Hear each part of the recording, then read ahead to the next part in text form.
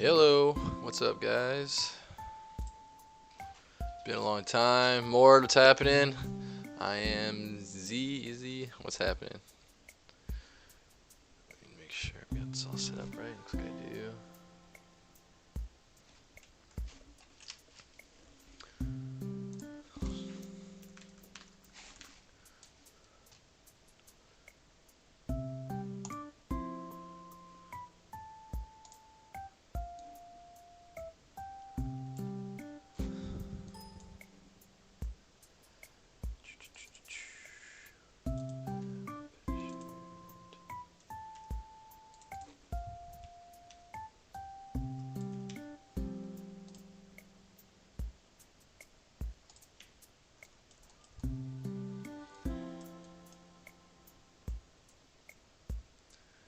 Is that image cleared up?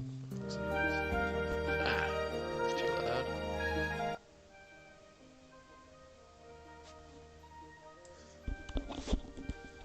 Taco, what's happening? Let me know if that music's too loud. You'd think I'd be able to figure that out by now, but I can't. So I think I'm going to work on some discs today for Disc Jam.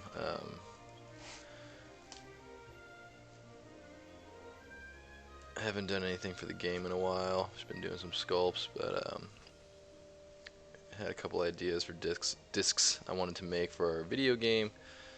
So I'll probably bang out some of those. One I wanted to do is a fidget spinner, just because it's fun to jump on fads. Even though I think fidget spinner fad is pretty much dead already, but it's a pretty simple shape, and I think it's kind of it's cute and funny. So we'll do a quick fidget spinner. See if we can't make one that still looks feasibly throwable and could potentially live in the world of Disc Jam.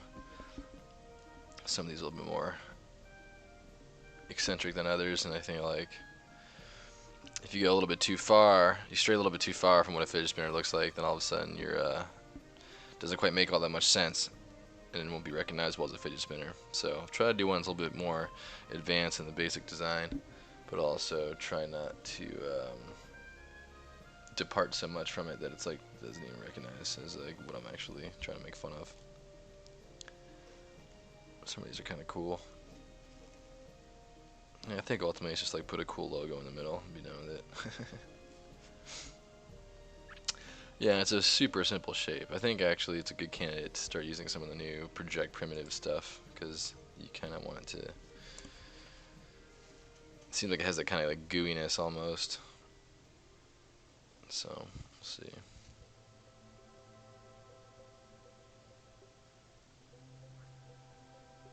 I think the roundedness is good. So yeah. Yeah, it's not going to be, super hard surface because there just isn't a lot there, but I will, stick to these hard creases. I'll try to build in some of the like insets so that it just looks plastic and manufactured. I've done a good amount of hard surface on the channel in the past, actually, just because it's what we needed a lot of for Disc Jam.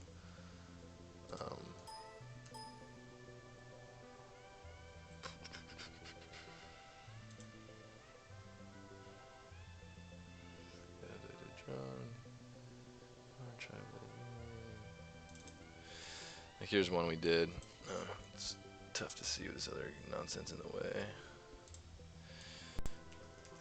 So yeah, that's actually that's the low poly, but with the creases, looks nice and high poly on the subdivided one. That's one of the sort of like Tron style discs that we did.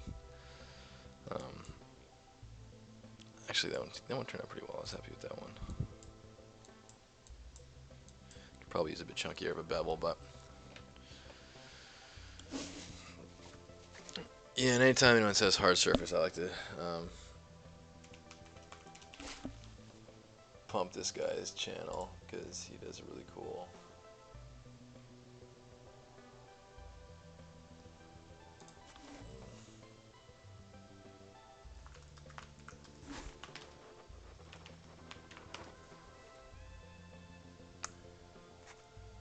I don't remember this guy's name.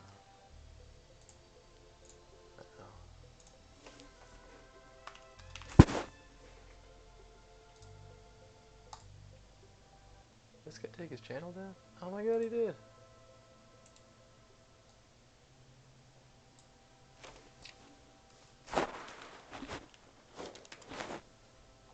No way. What a bummer. Oh, it was this guy. It's gone now. Hey, what's up? Joanne, how are you? Pros and cons of modeling hard surface in ZBrush for Maya. That's a good question. You know, there's a lot of, I think mostly it's a pretty big achievement in ZBrush that like they've got this whole tool set here with face, edge, and point actions, and each one has like, you know, multiple of its own little configs, and every operation kind of does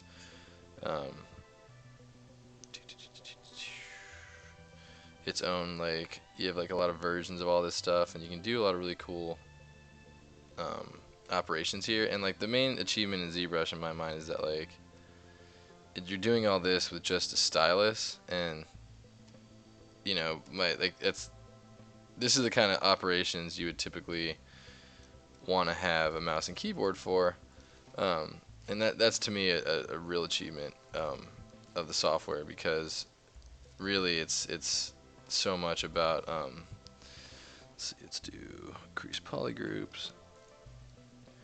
It's just so it's a precise, when you're doing hard surface, it's such a precise mouse and keyboard type of thing. And the reason I like doing hard surface in ZBrush is because with the Q modeler, or Z modeler rather, there's just so much stuff at your fingertips, and you can be a little bit more sketchy with it. So it's kind of like a good mix between like precise hard surface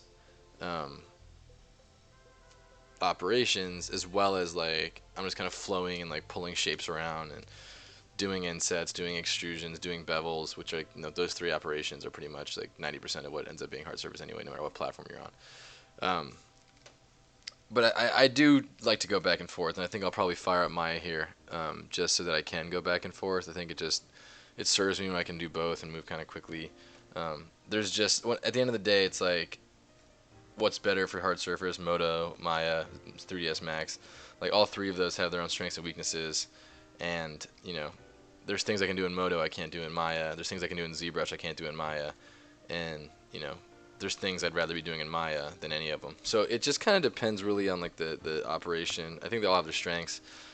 If I was doing like a big hard surface like spaceship, I'd probably, like vehicle, like, you know, more detailed hard surface stuff, I'd probably want to be in Maya for, just because of the ease of like selecting verts with like the mouse selection, and these are all things you can do in ZBrush. When you're talking about just using a stylus, it becomes pretty complex, whereas in Maya I've got like my mouse and keyboard, so I've got hotkeys as well as like the sub menus and all those kind of things.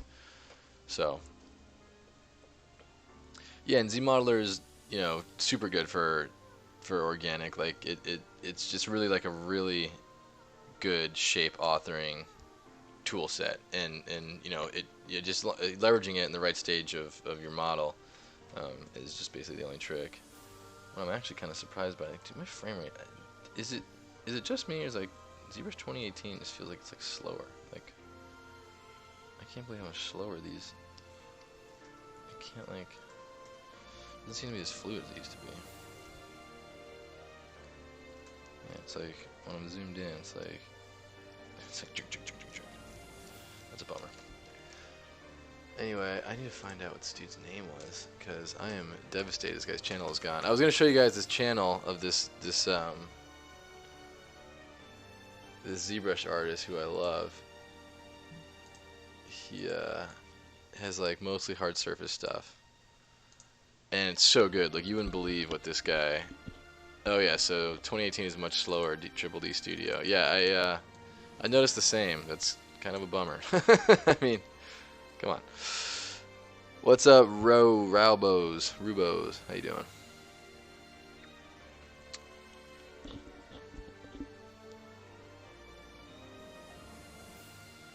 Yeah, and like whenever I'm doing a like starting an organic model, usually I'll fire up ZModeler and just get the proportions and stuff correct.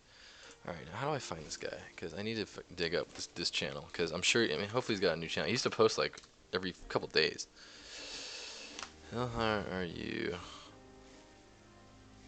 New channel. I mean, I gotta find this guy. Oh, maybe this is it. No, it doesn't seem like it.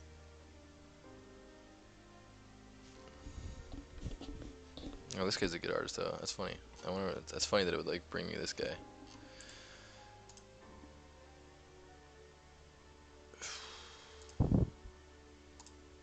This dude did like the best. I can't believe we can't find him.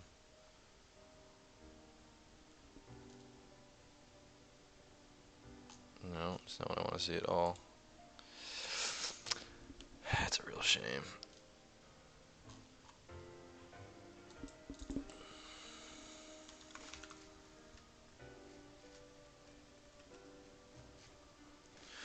Sorry guys, I realize this isn't very compelling footage. If I can track this guy down, it'll be worth it because his work is so good. This looks like it might be it because he does stuff like this.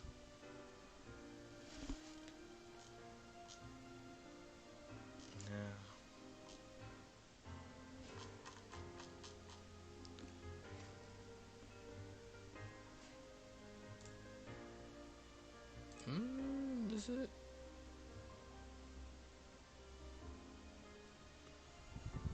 No, it's not it either. Yeah, this guy's gone. That is such a bummer. He was like one of my favorite. He was like the first person I would send people to if they're talking about hard surface in the ZBrush.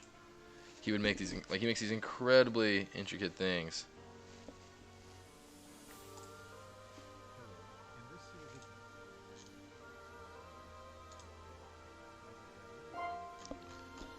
Ugh, it's so frustrating.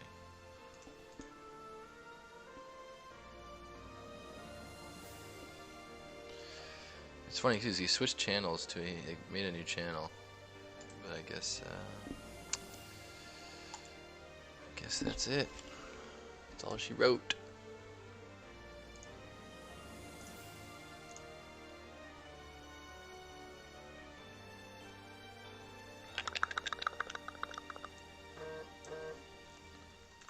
She's quiet down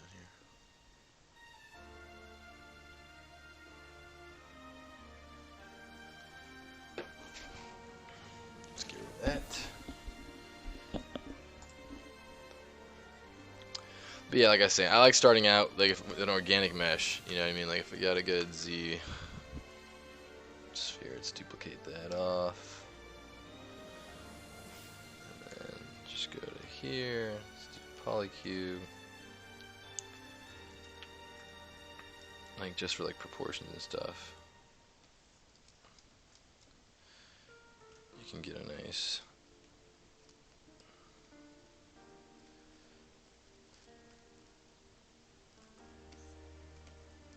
Yeah, it's just really simple to kind of like get into your base shapes with it and start doing a bit of just block out stuff. Like relative proportion is so much a part of the battle that like, you know, before long you have something that starts looking like what you're trying to build.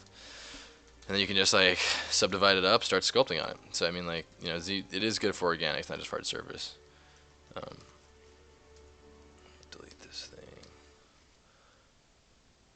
But I do think I usually like to start off with a little sphere sculpt and start chopping it up and you know, massaging them around verts and doing organic stuff. But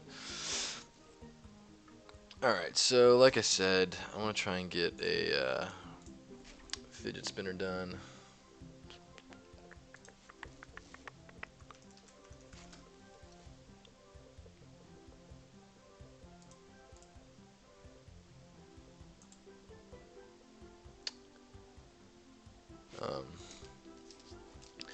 You know, I don't think it'll be anything too complicated. I think it's got to kind of retain its sort of basic shape to be recognized as one. Could do something a little bit cute like this, where it looks a little bit more cut out some divots, pop out the center a little bit more. It's not bad. I like that one. Okay.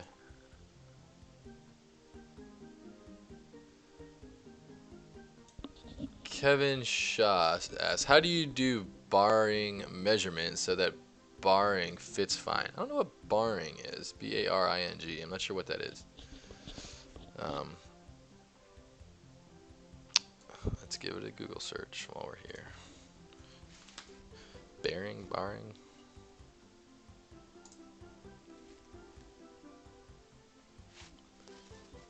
Yeah, I don't know, man. I don't know what you're asking me. Try to rephrase that and see if I can help you out, but I'm not sure what the question is, Kevin. Alright, so yeah, I got a instance of Maya up here as well. I'm sure I like to just bop back and forth.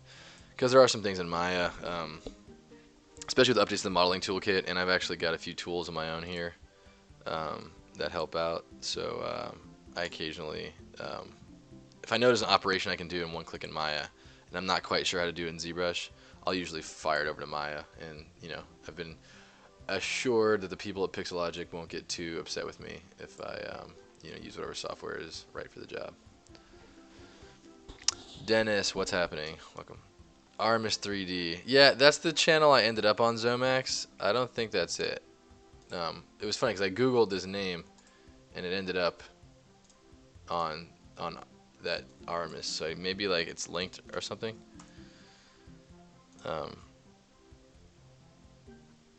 Maybe it's the same guy, but I honestly don't know if it is. I mean, like this looks super different.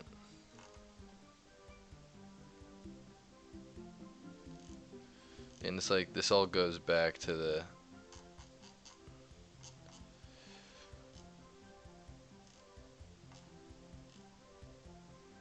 it does kind of look like him style-wise, but it doesn't seem as intricate. And the other dude would do these, like, the hard surface RU guy would do, like, long form, like, 6 hours of real-time hard surface, and then would make just unreal stuff.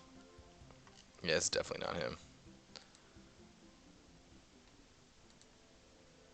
Man, it's so annoying.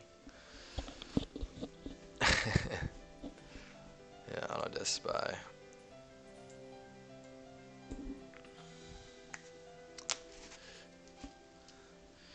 So this is basic proportions of our in-game prop. So I don't need to stay completely strict to this, but it is something I want to, you know, preserve to a degree. I can't go too far off of this. So let me duplicate. That one's not showing. Let's get off of solo. Maybe make it transparent. Yeah, I want to do that. I'll turn this into a, let's do a cylinder.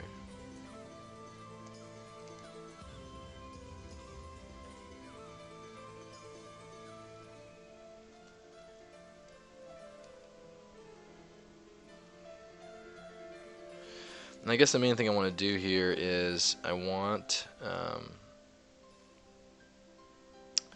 there to be a, I need there to be mirrored symmetry, so I can only work on one of these things and have it copied to the others. Typically I'll do that by just rotating it, you know, 120, 120. But I think also it's nice just to do via array mesh because it's a little bit more flexible. Let's repeat it 3 times. Let's rotate. Let's do rotate 360 and the, I suppose that's the z-axis.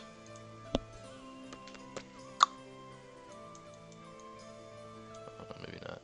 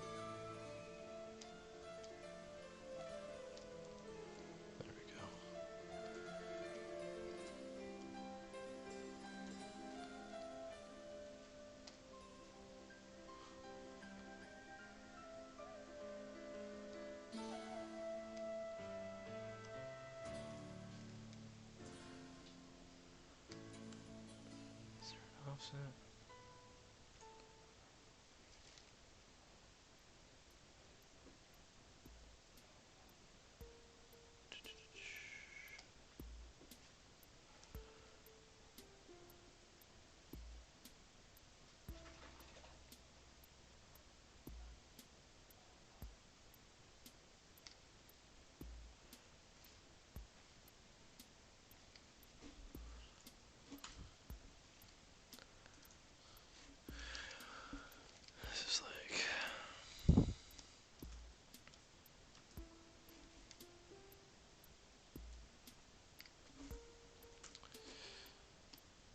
there we go.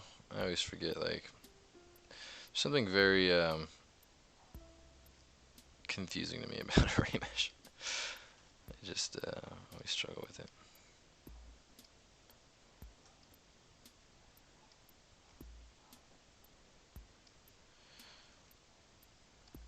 So basically these things need to be big enough to just be grips. Because it's a fidget spinner, it's going to look kind of strange like in someone's hand. So I need to make these outer things big enough that, you know, it could be like a grabbable ring. Then I'll make the inside a little bit more, relatively smaller compared to how the fidget spinners would be in real life. Something like this, but like not as uniform between all four kind of cylinders. And I can just ignore that for now and just trust that they're all going to line up okay.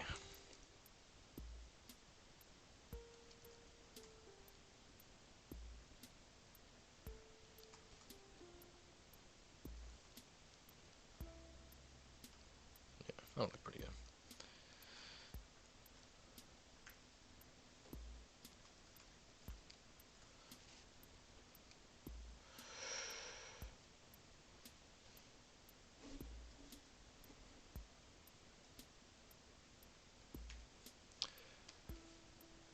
Z symmetry, between both sides. No.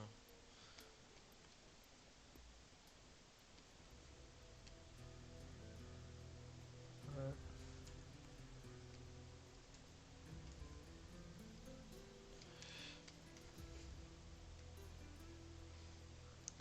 I guess it's the y-axis. So this is y up. That's good to know.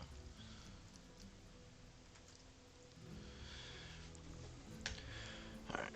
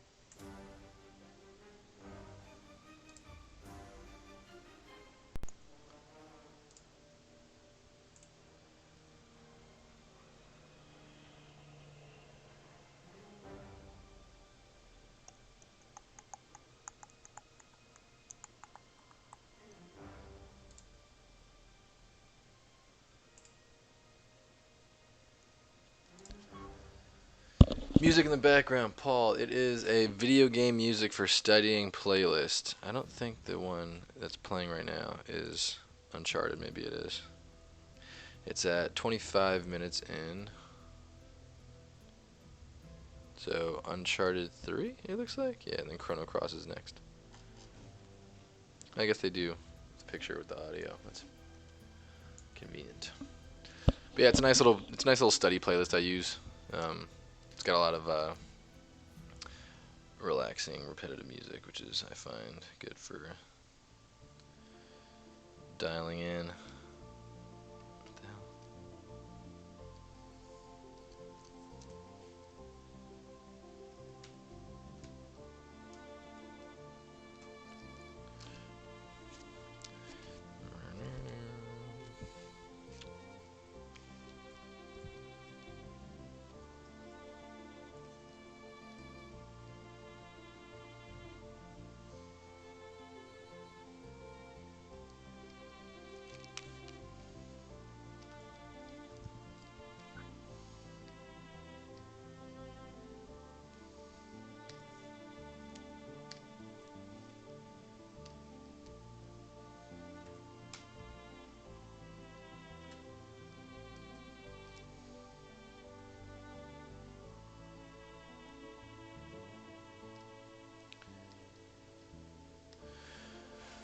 move this thing back to the origin here.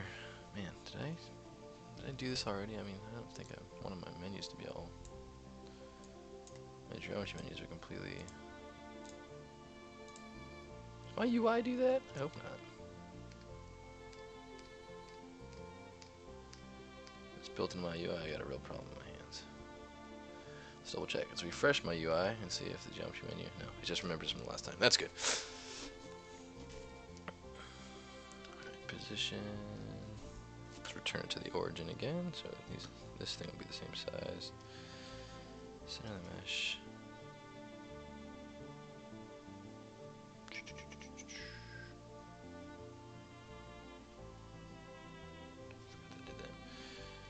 Alright, now.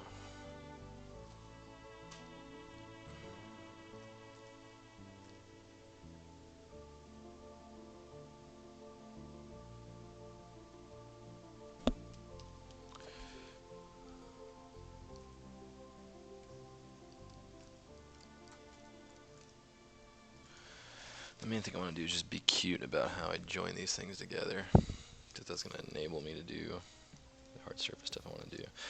And you don't need to stay as low poly as I am.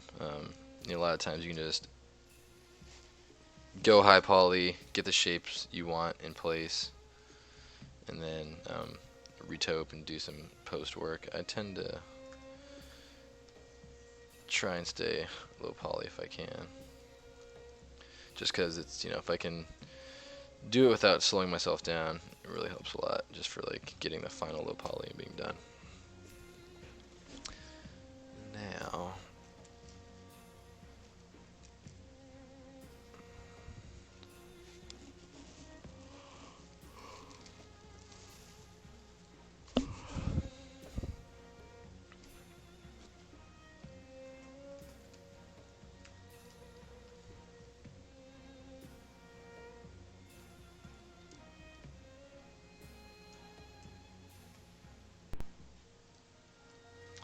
this will be a bit of an eyeball. And if I could show that dude's channel, I would show kind of the thing he kind of inspired me to do was, oh, you know what? If Pred's the one who put me onto him. Pred is one of the, he's a really talented environment artist who comes on this channel a lot. If I can get him back in here, we can see if we can track down that guy's name, because the main thing I saw with that guy was that he just would eyeball it like this, and I always would try to... I did very few manual practices. When I do hard surface, I would do very few things just kind of like manually, I guess is the only word I can think of, where it's just like lining up stuff by just eyeballing it, and you know. But then I saw what this guy was doing, and it was like a complete departure from that, and he would eyeball everything, and you know, it makes sense because the software is so powerful. You can do that. You can get away with just eyeballing, and then you can just clean up and tighten up your things, and you know, it's obviously like solve the problem without creating more work for yourself. But like, once I saw the way he was just kind of just like throwing polys around and getting 90% of the way there and just cleaning up after, really kind of inspired me to start changing my process a little bit. And like, sure enough, like I started doing it, and then like working in low poly in that fashion for hard surface, it, gotta say, man, it really worked out. Like, it just made a lot of sense. And what is this way? Oh, this is smaller, that's why.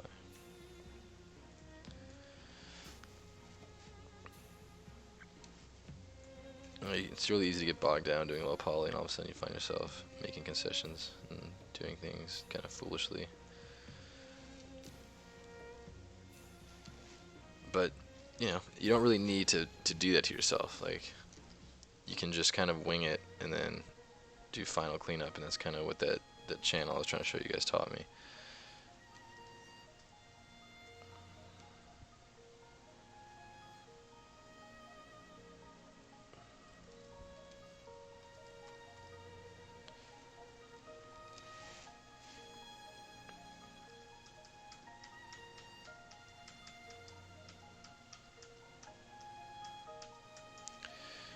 Smartest, because this is a smaller sphere and hence has more resolution. think the smarter thing to do is going to be to do radial symmetry in Y with a 3 and do it this way. Just by touch. No, I'm just going to touch activate it. Let's turn touch off.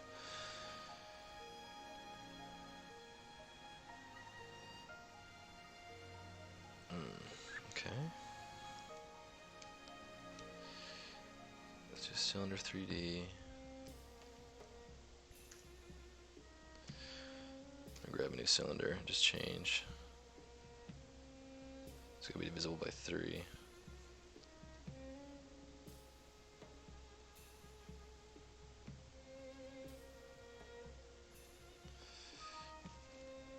Vertical divide, horizontal divide. 24 is about right. I wish they would change these handles. It's like impossible to get the number. If you could hold control, that would help a great deal.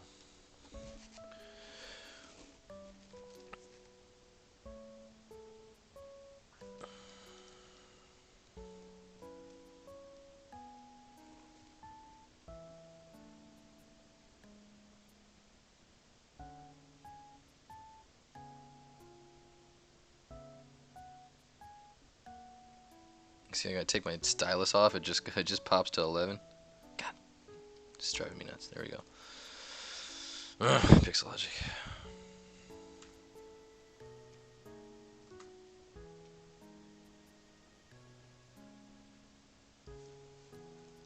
There we go. That'll work.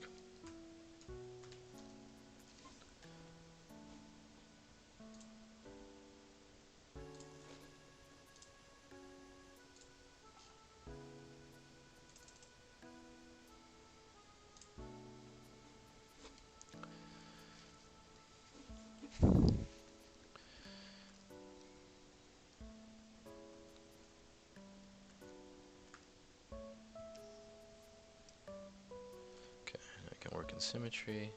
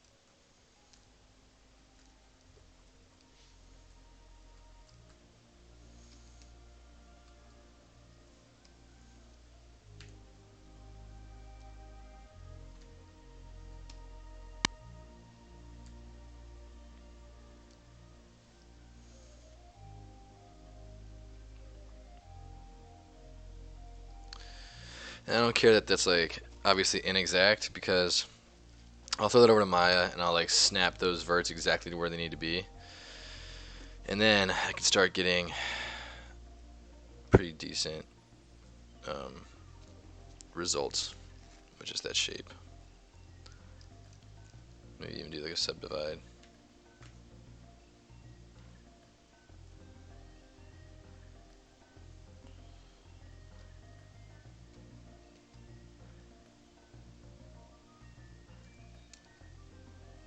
Keep a crease on there.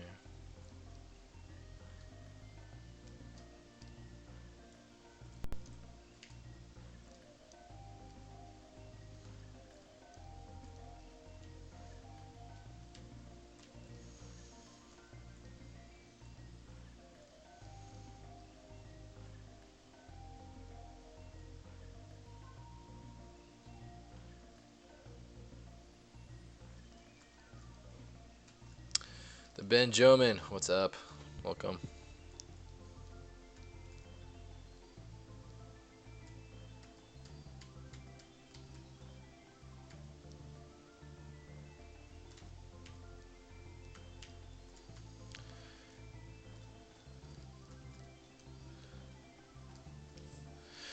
And, you know, I like to have a better plan than this usually, especially when I stream. Um, you know, it's good to have a plan. It saves you time when you kind of do some tests and experiments to see, you know, what you're actually trying to achieve, you know. And when you're doing low poly, especially when you're doing low poly in ZBrush, um, you know, you're going to save yourself some time just by doing some tests and working some things out. I did not do that for today, and usually I try to, but it's really, at this stage, it's really not a big deal that I have done that. And so I'm just going to be winging it a little bit, and yeah, I think we'll make it out okay. Yeah, going to do a little low poly Z modeler stuff. You know, I already run into a little bit of difficulty here and there, but overall not too bad.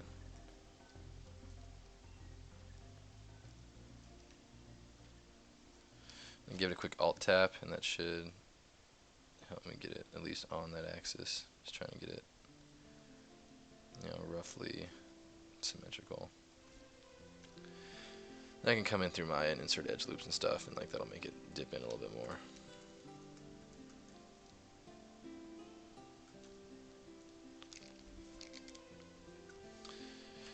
Let's see if I auto crease.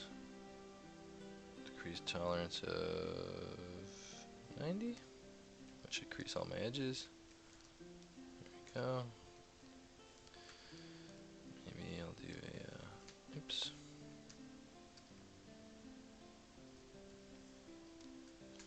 Pull that through. Now I can get rid of this ring.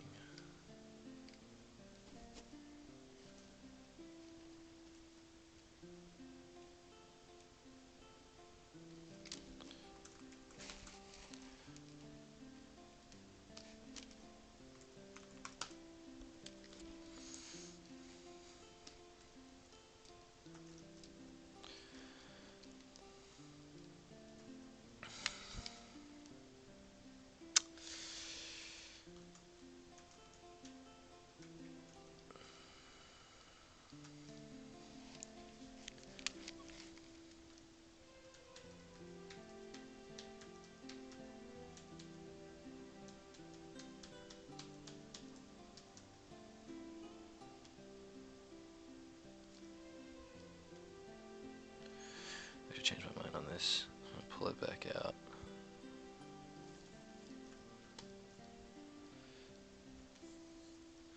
Do one more section. Just lining up this.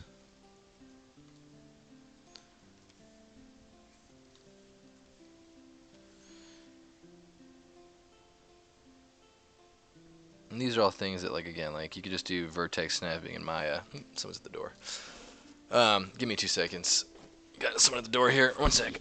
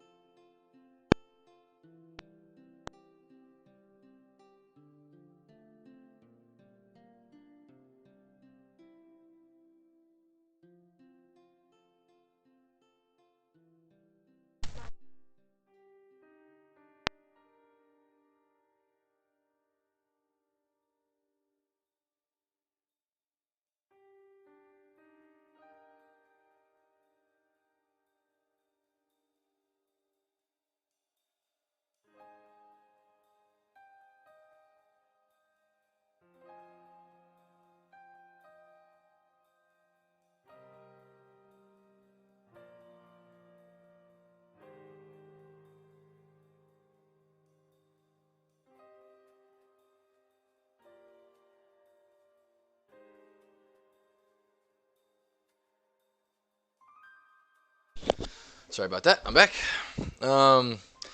Yeah, this is for our video game. This is for Disc Jam. So, what I'm doing here basically is just doing a fidget spinner themed disc so that I can fulfill a request. Someone asked, said, hey, we should do a fidget spinner disc. And I was like, you know what? Why not?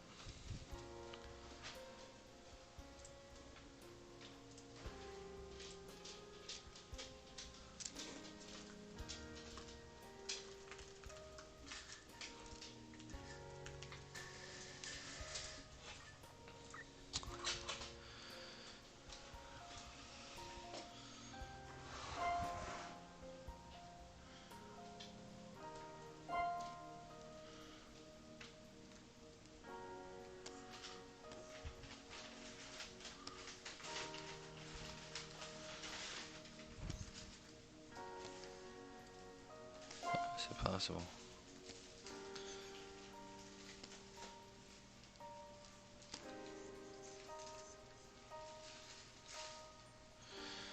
It's very strange.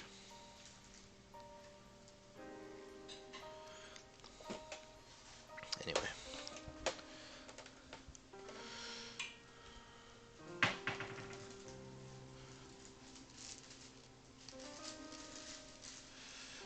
So yeah, this will be one of our in-game discs, and like I think this will end up having to be some kind of grip on the outside, because obviously all the discs that we do, they're circular. But if I can make the fidget spinny thing into a grip of some kind, then I think the fiction will kind of just work. I think I'll probably end up having to do it so it's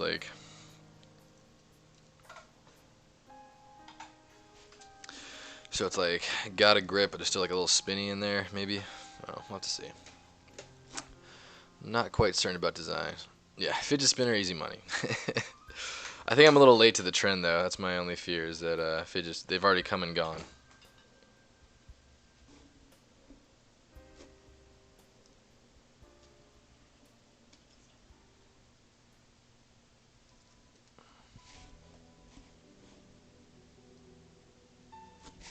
I do have this little thing, which I like.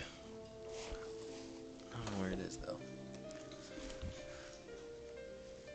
This little thing, fidget cubes. Fidget spinners are a fad. Fidget cubes are the real deal. See this thing here? This thing's great. When I'm thinking about something or just like lost in thought. Very, very rewarding little click feel there. This is a fidget cube, it's called. Yeah, we have thought about doing some. We have thought about doing like putting memes into the game because they're funny, and it turns out there's like some copyright flying around on memes. Like you can't do like the troll guy. That's a copywritten thing. I think you can do like a Doge just because like you can't copyright a freaking corgi, but like you gotta be careful. I think there's a lot of, so we basically just stood away from all of that stuff. I could, I could throw stuff on there all day, just stupid internet jokes from Reddit, and I think it's funny. But I don't know if people in general thinks it's as funny as I am. And when we looked at the fact that there were copyright issues with a lot of the memes out there, we just pulled out.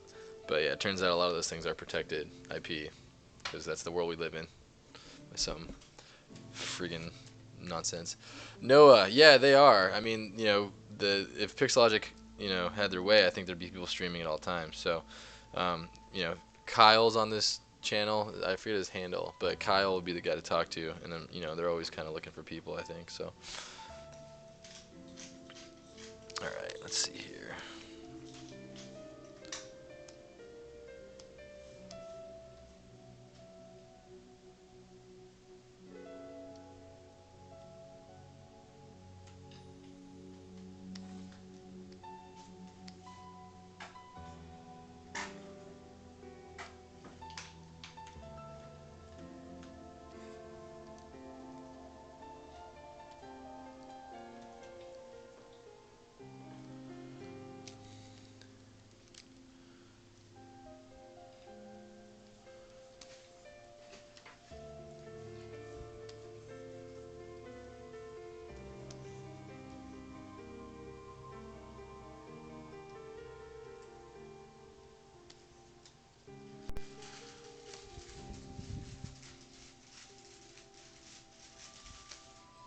Whoa, what have I done?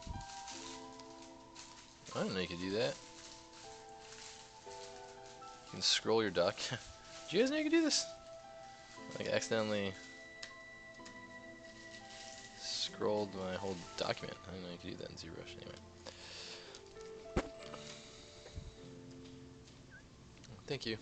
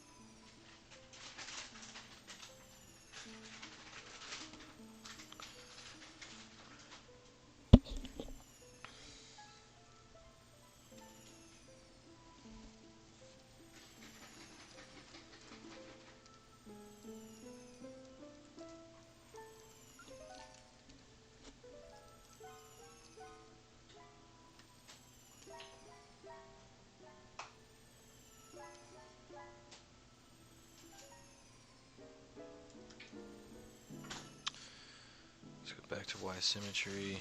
No radius. It shouldn't mirror.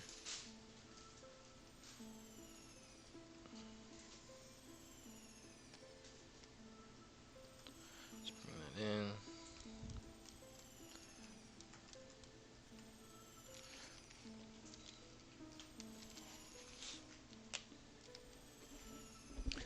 Yeah, Luigi's Mansion's dope. Good audio as well. There's some really good stuff on this playlist.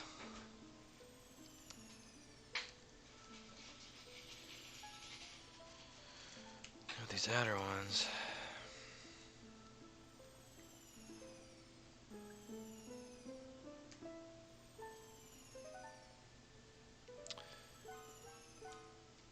No X, just Y.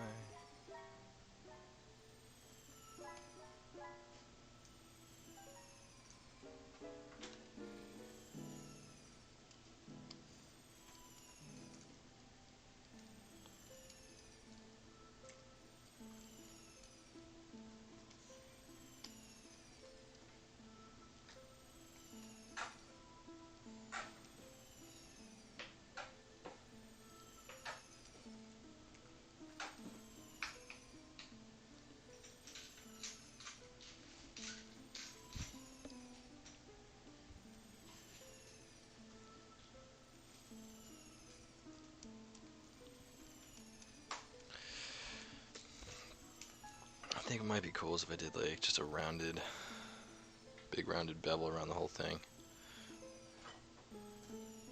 Yeah, that'll make sense. So yeah, like what I like to do, and like, you know, this will still be like, I mean, a hard surface prop, but like you kind of saw how I was just kind of winging it and pushing points around. Like now I have like just basically everything I need. This isn't at all what it's gonna look like when it's done. This is just a really nice block out, leveraging the ZBrush, kind of like, you know, I wasn't sure where I was going with it, so I wanted to try some different things out. Now I've got a pretty decent idea, and I'm in kind of a nice place because I can start just joining these verts up and then really kind of putting the hard surface polish on it that I want, and that'll be with a mix of Maya and ZBrush. So like, to answer your question from before, like this is the time I like to be in ZBrush because it allows me to sort of just, it's almost like sketching with blocks. Like, you know, typically, like, you know, this is like, would be a tougher thing for me to do and visualize with the mouse and keyboard. It's not as fluid, and I don't get to be as kind of in sort of a imaginary place with it, or a, you know, place of kind of creative flow. But you know, now that I kind of have an idea, okay, these are the essential building blocks. This thing will have a bevel, and an inset. This part will be the grip. Now I'll put a big round bevel on the outside, and I'll start kind of just polishing up and getting the surfaces in a place where they can be subdivided nicely. Yeah, spaceships are great with the new, you know, project primitive stuff. I've been meaning to kind of tinker with that stuff. Do you know if where to rig something I made with ZBrush and Modo, if that rig would be universally accessible for other programs? Yeah, so if you're well, a ZBrush rig really is just like the Z spheres, and how that all works is just kind of under the hood. It just grabs and automatically assigns deformation weight. But if you have like a moto rig where you have like you know, you have bones and you have like transforms and skin weights and all that stuff, if you just export it as FBX, then it can be accessible everywhere. That'll be useful on all things.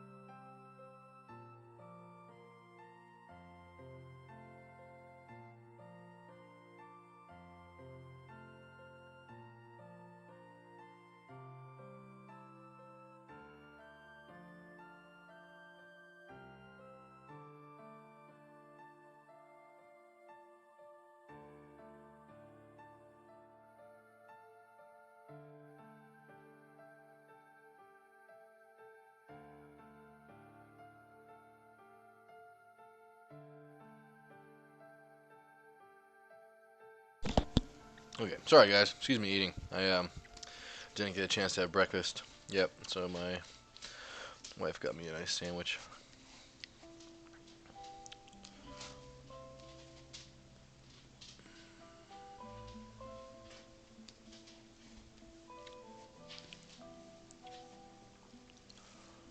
Let me duplicate that.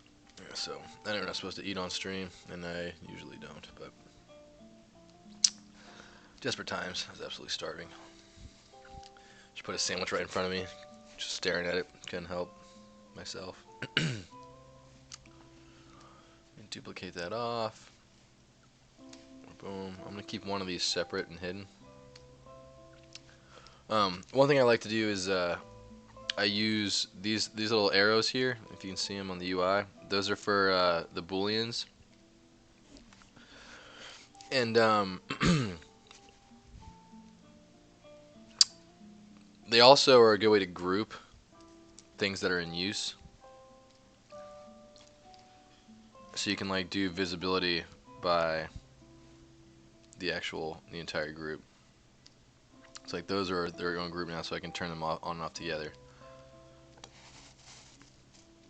I find that very useful.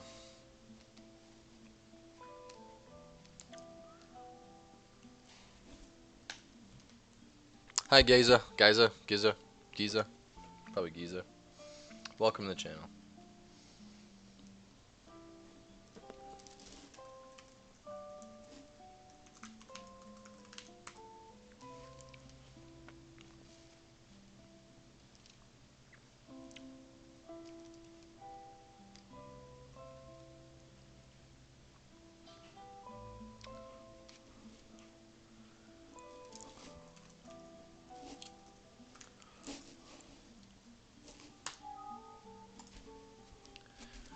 Just save this off here, rename that.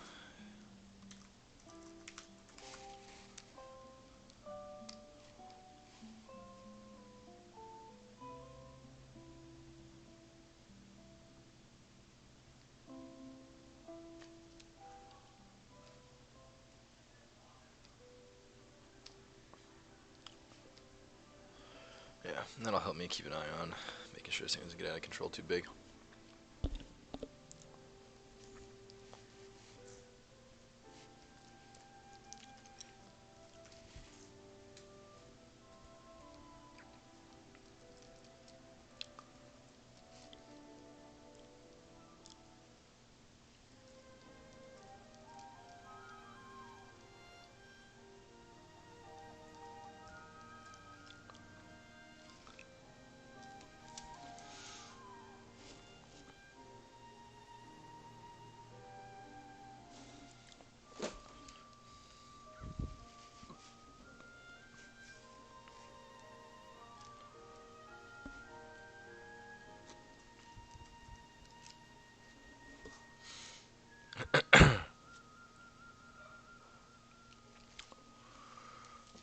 guess this will be the part that makes sense to do in Maya.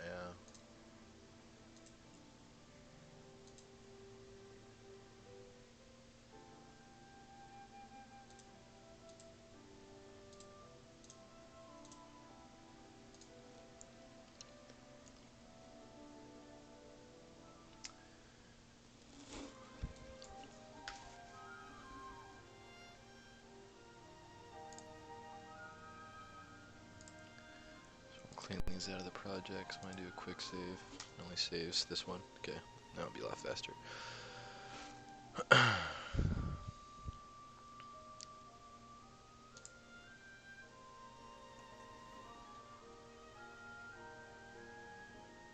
Is it opening a new instance of Maya? Oh, son of a bitch.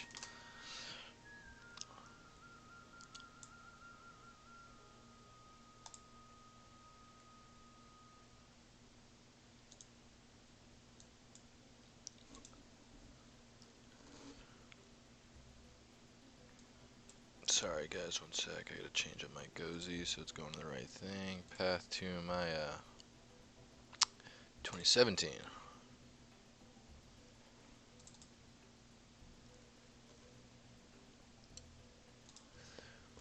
I have 2018, but I'm just not quite ready with it yet. I'm still using 2017.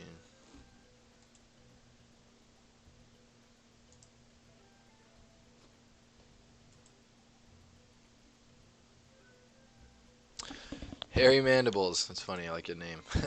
What's happening? Welcome.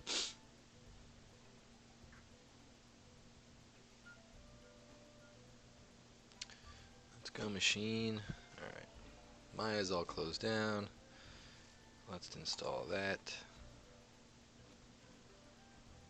Let's rip a GOZ. It's Maya 2017. See how that runs.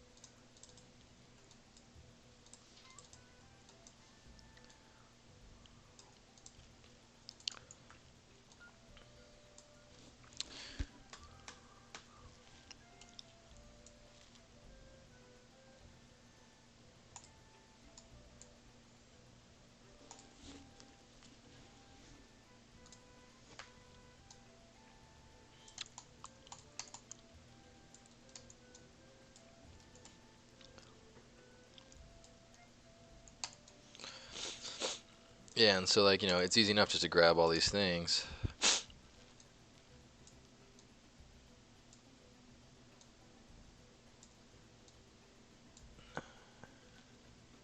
Line them up in Maya.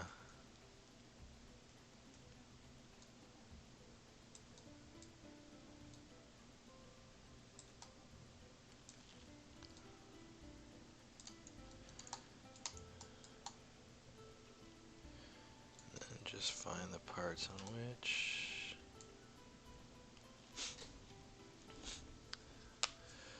So this is gonna be a fidget spinner for a game Disc Jam. So like, Disc Jam's kind of like a cartoony arcade game. Not cartoony, but silly, kind of exaggerated. And so we have these discs, right? And so yeah, we have like a bunch of just different kinds of discs. And so I wanted to do one that was like a fidget spinner. So I'm just trying to build a kind of hard surface fidget spinner, give it a little bit of a little bit more complexity than a regular fidget spinner would have. And this thing is completely symmetrical on all these axes. So now I'm trying to just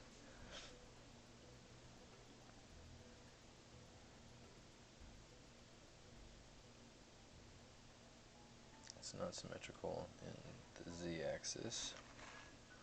So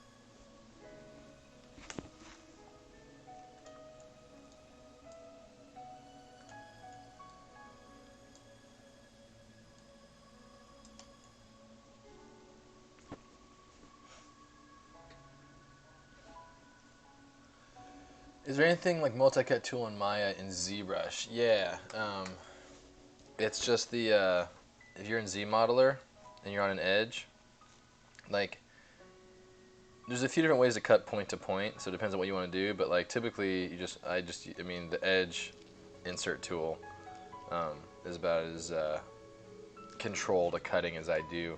There's other ways to do stuff, like you can do splitting, and if you like split a face, you can get kind of some geo that goes point to point.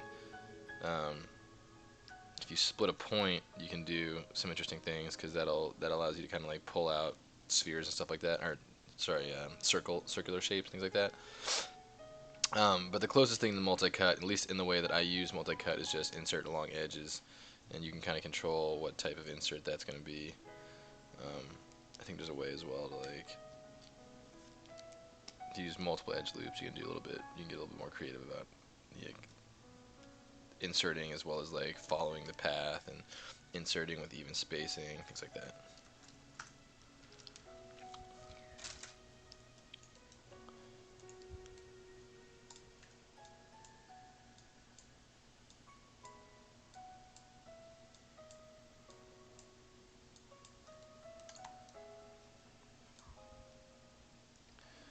Let's do symmetry x-axis.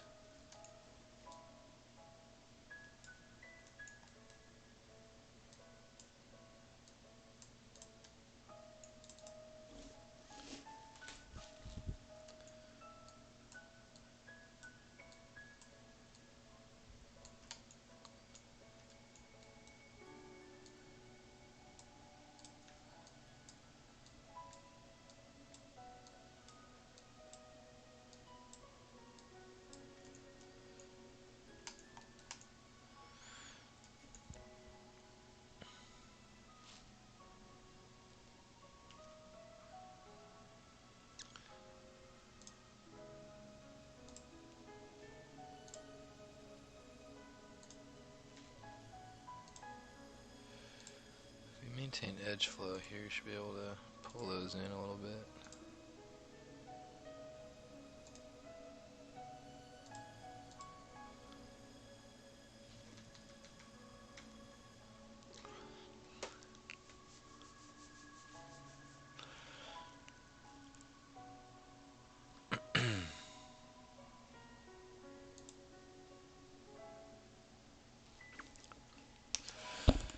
Saturnine. What's happening? Welcome.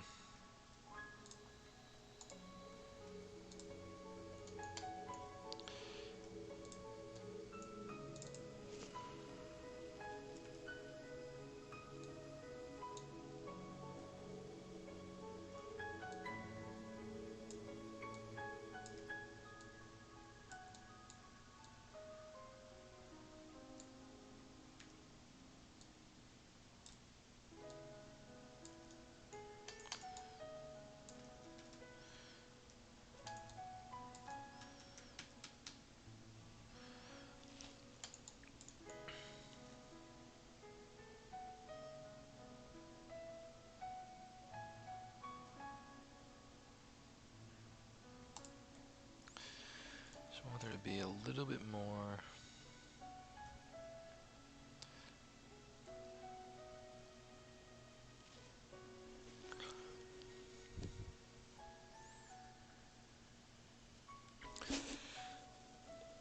Sat will do. Alright, thanks. Right now I'm just basically trying to decide, I want to give like some support loops to these verts.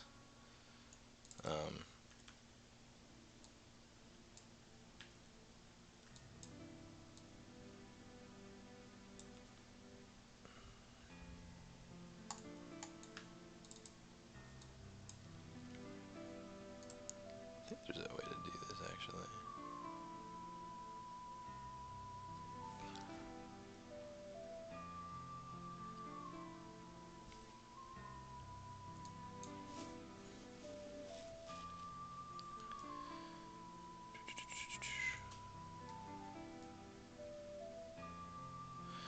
There's a new, it's a pretty interesting little new feature here that I forget what it is.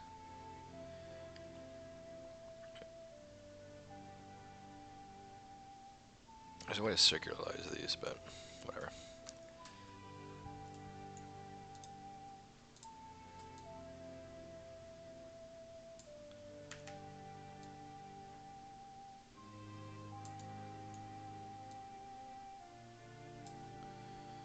Take this to the middle, merge them.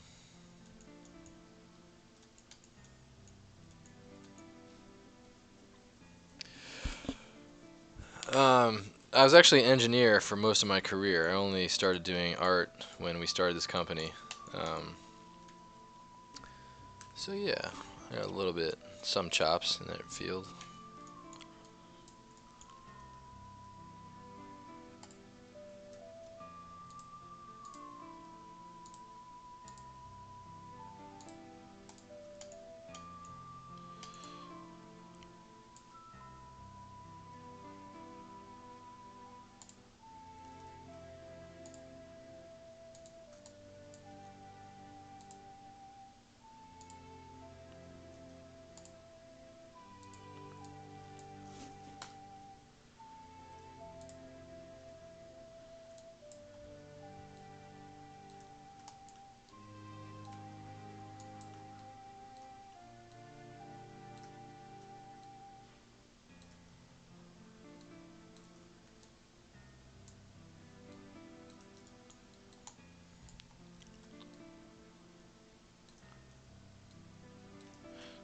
There's a way to do this.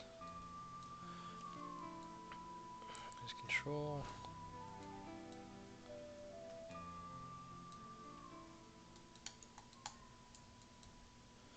Is control middle mouse? I guess it is.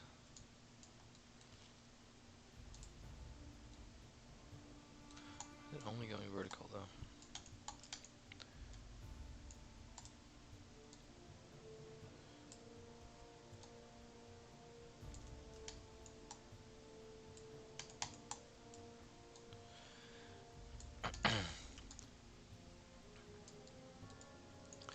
Was it a coin flip who would do the art? Yeah, no, I mean, my partner's, it was a pretty easy decision. He's a great engineer, and I'd spent a lot of time focusing on artwork, so we were able to kind of sort it out.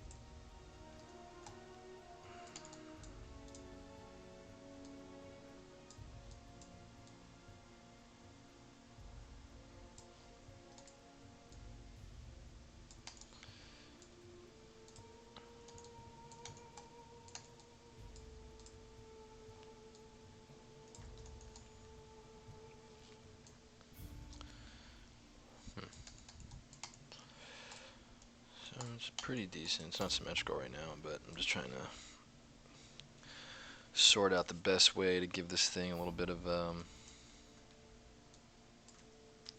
some support structure. What am I doing? What in God's name is that?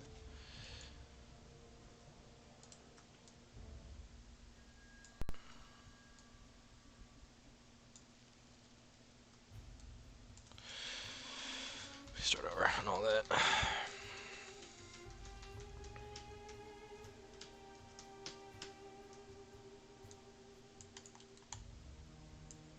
Okay.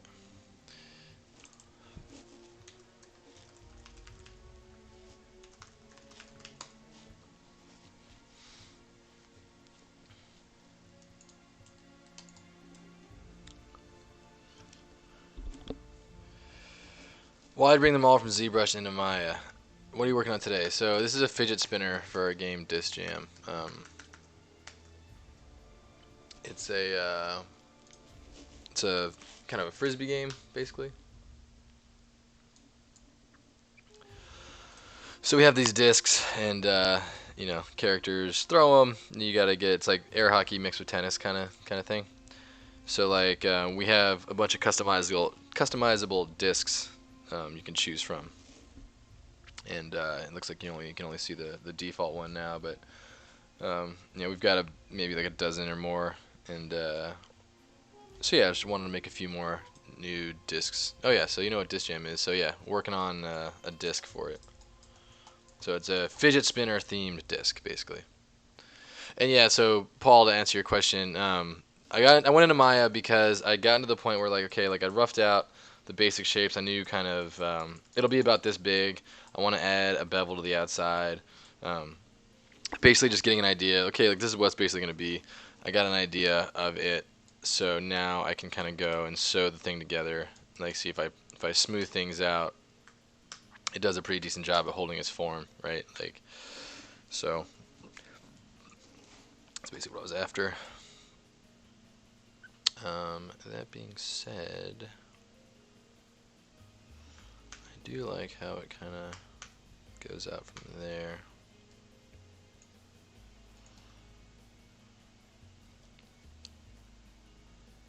Working, it's funny because like I'm working in like radial symmetry, but I'm not working in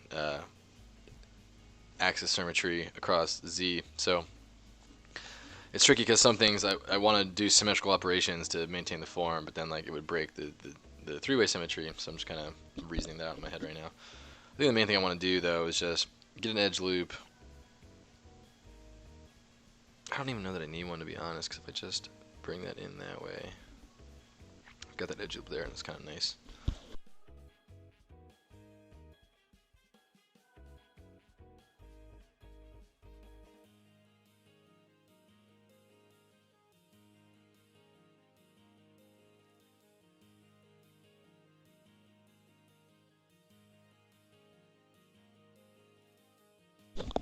Yeah, FX Animator instancing does work in that regard, which is nice. I think probably if I chopped it all off here, right?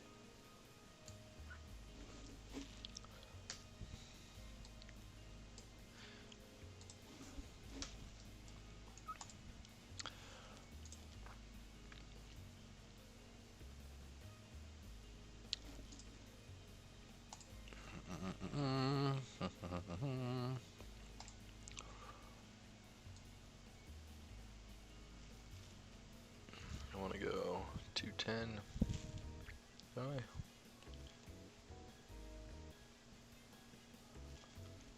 120.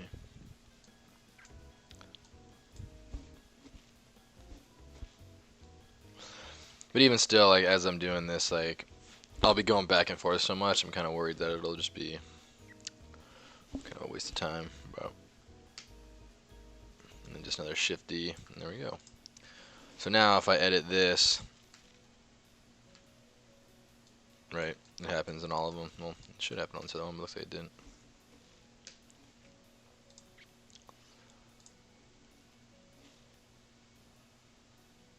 Duplicate special instance.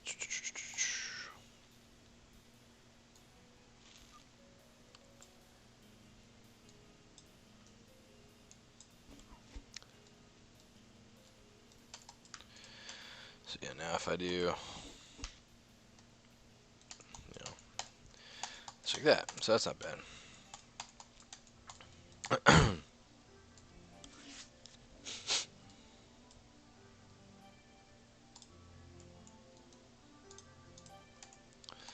So now I can work in X symmetry, which is nice. X symmetry, world axis, and then it'll just be there.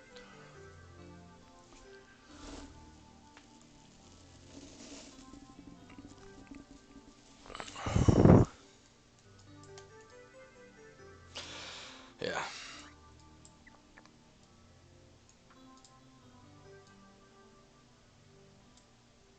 I just want to give a little bit more, and I can just eyeball this part here because this isn't super critical. I just want to give a little bit more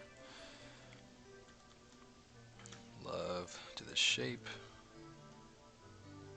Well, that's the thing too. Now it breaks my edge flow calculation, but that's not the end of the world. Honestly, I can just eyeball that as well. There's always something. What the hell?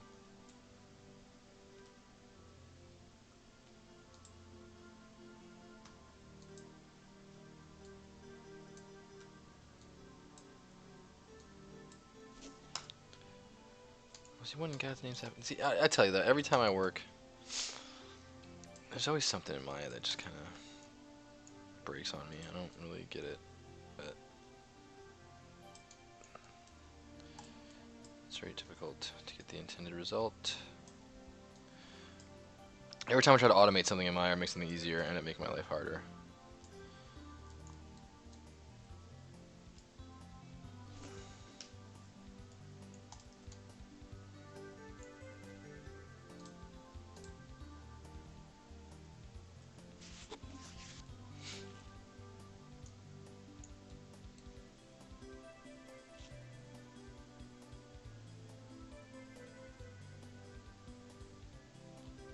That's pretty good. Hey, Doug, what's happening? Welcome back, Doug. Good to hear from you. Effects animator. Oh yeah, thanks. It's yeah, we had a lot of fun doing the interview and getting to talk a little bit about our backgrounds and stuff.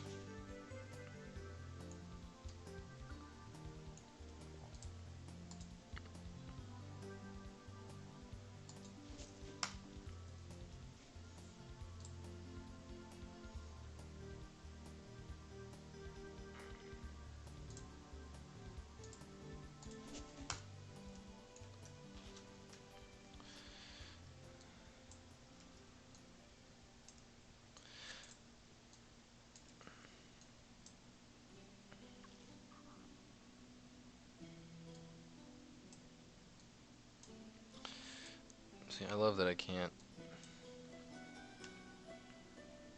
weld that to that for some reason. Give me a break.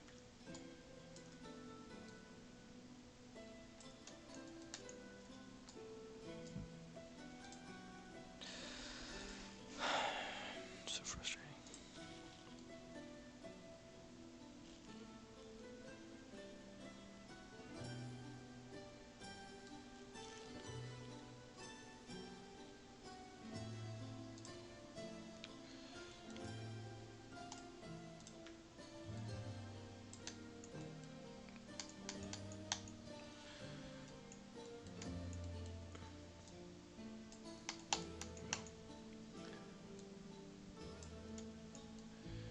Having a heck of a time finding this vert to weld to for some reason. It's always something with Maya, I swear to God. That's the edge loop I wanted.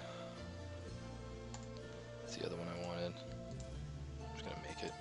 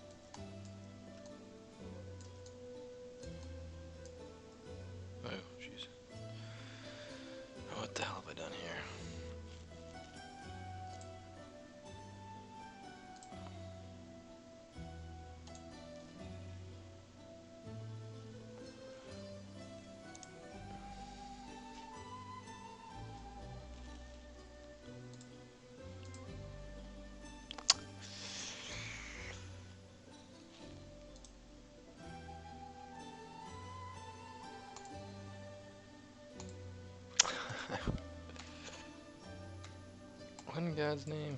This is not my workspace at all.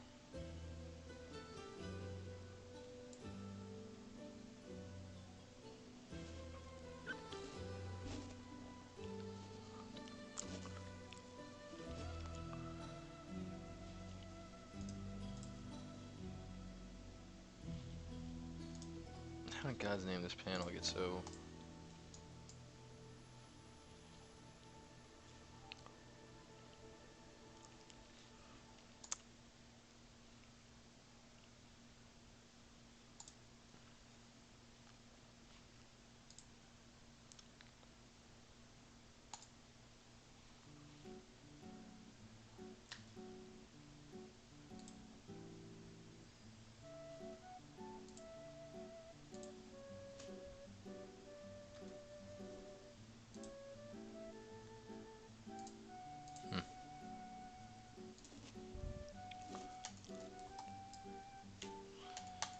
Yeah, it really is unbelievable how,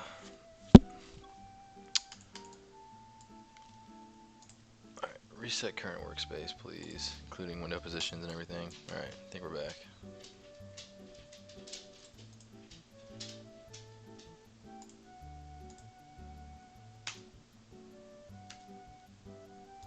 Alright, well, there's that. Okay, seems to be working alright, well enough anyway. And all I was trying to do...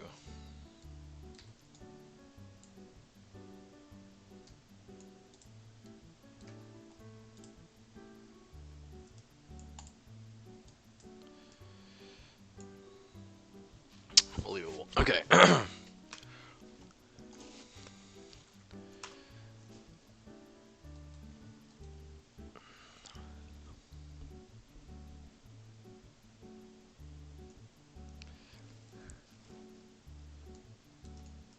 Blender has a erase everything combination in its keystroke. God, man. Alright, well, these faces are not that important, so I'll just get rid of these. Apparently I was affecting them anyway. Okay, so that looks pretty good when I smooth it.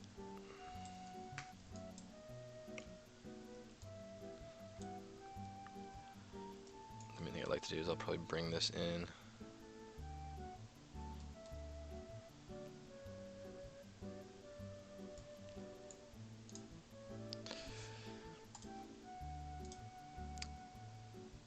My modeling technique.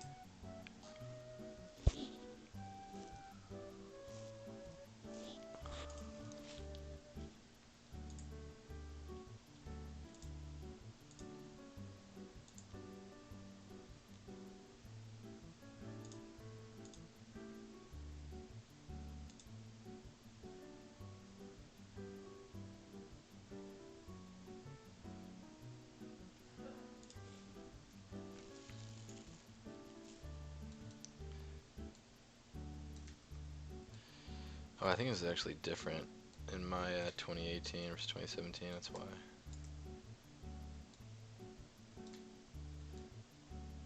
Yeah, that's annoying. Let's see, let's do transform constraints, edge slide. There we go. I'll just eyeball this. Doesn't need to be exact. The only thing that really matters is that those pieces at the end stay consistent. I just wanted to have like a decent edge flow.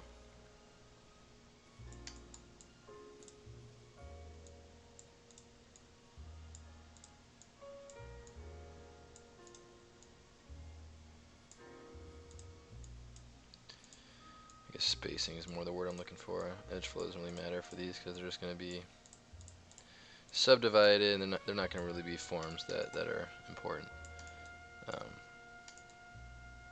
As long as that circle's intact, that everything will be nice and rounded.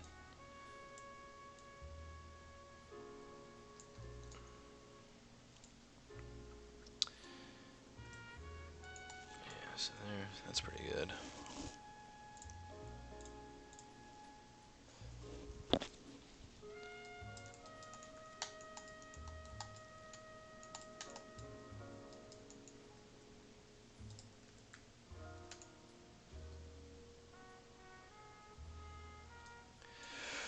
Poly count is not really an issue usually. There are times when it's mattered. Some of our other, like the drone disc, is a little bit more ambitious looking. But for the most part, it really hasn't mattered. It's been fine, thankfully.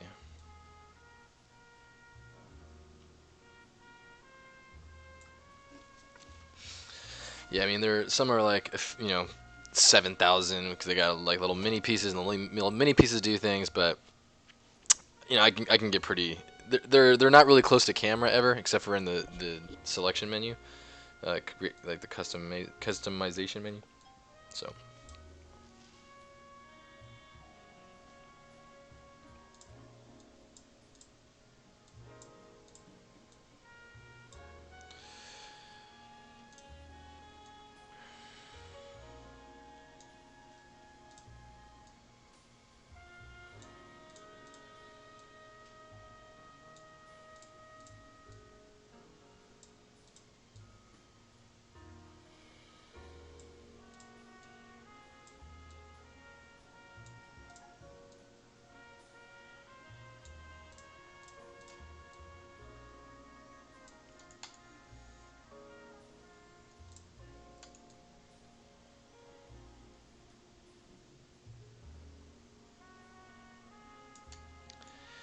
Pretty good, pretty good.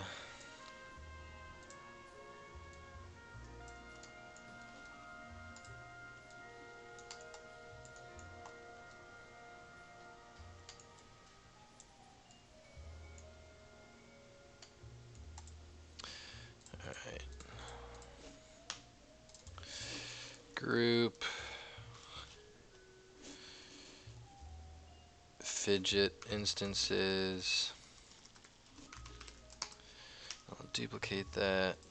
Hide the base one. Let me save this off.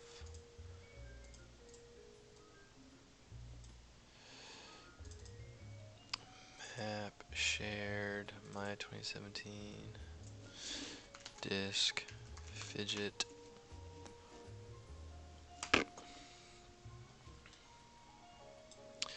Now the duplicate one, I will combine all of these. Yoink.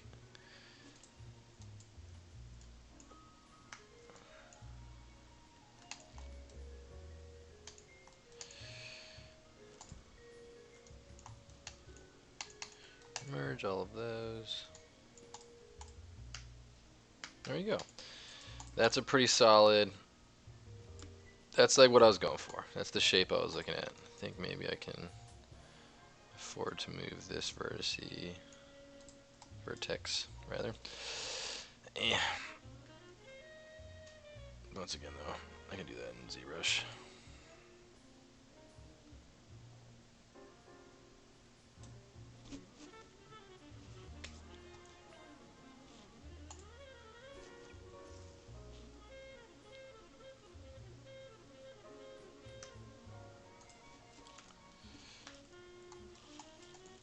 Whoa.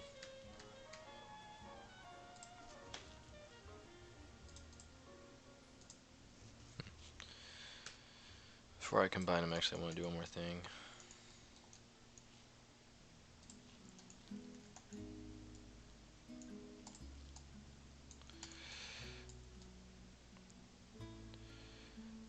Turn off that constraint.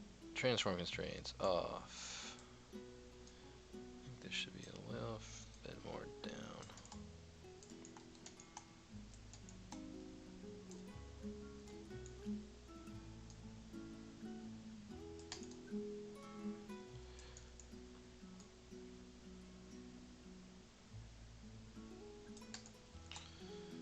There we go. That curve was a little bit too pointy. Really nitpicking at this point, but I think it looks a little bit better. Duplicate that, hide that one, grab these three, combine them, fidget instances, do a quick merge. There we go. Now we're cooking with fire.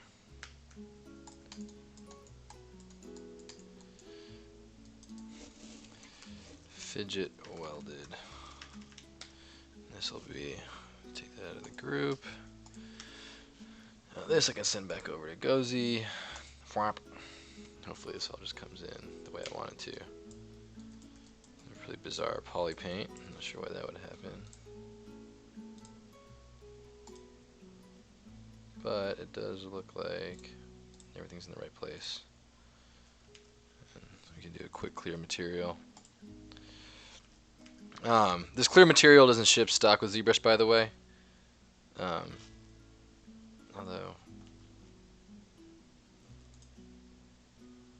the poly paint also seems to be there. Which, is there a texture? Can't imagine there's a texture. No.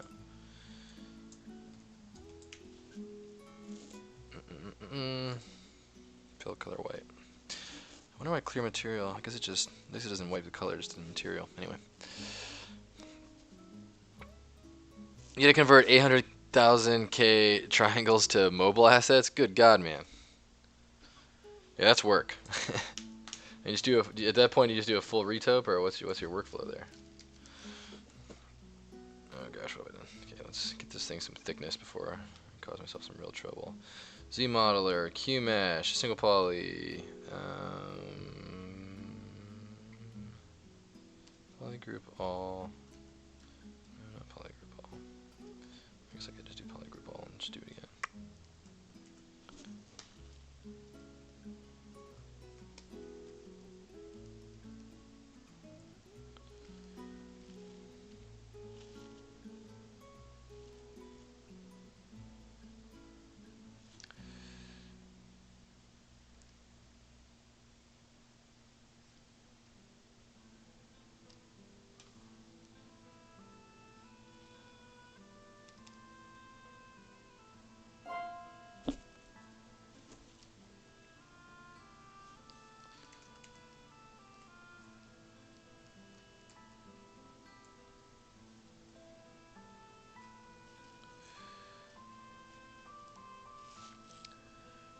Those are invisible. Take that out as well.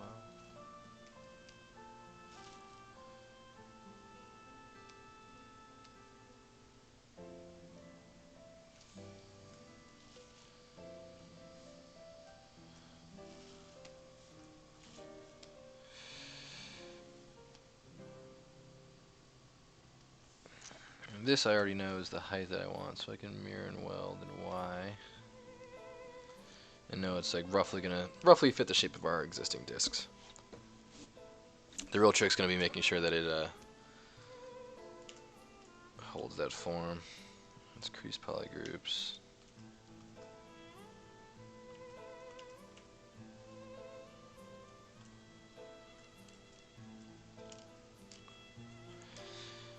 Now what I want to do is groups by normals. I want to do a Q mesh on this poly group all. Yeah, now we're talking.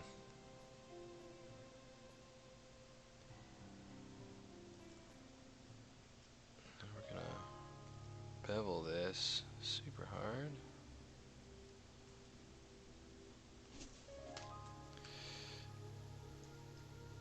Insert, let's delete that, delete that. Mirror weld Y.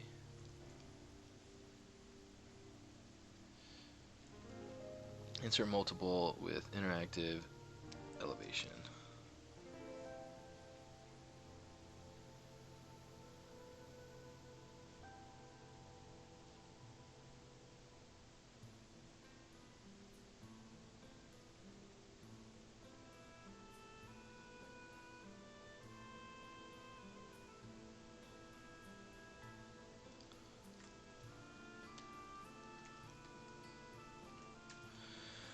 I think circular might be better, radial rather.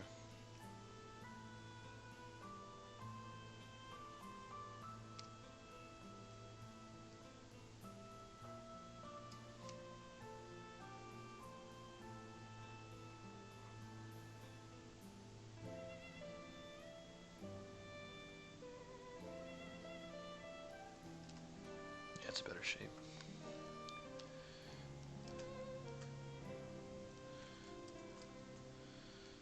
So Now it has a nice curve to it. A nice little inner widget.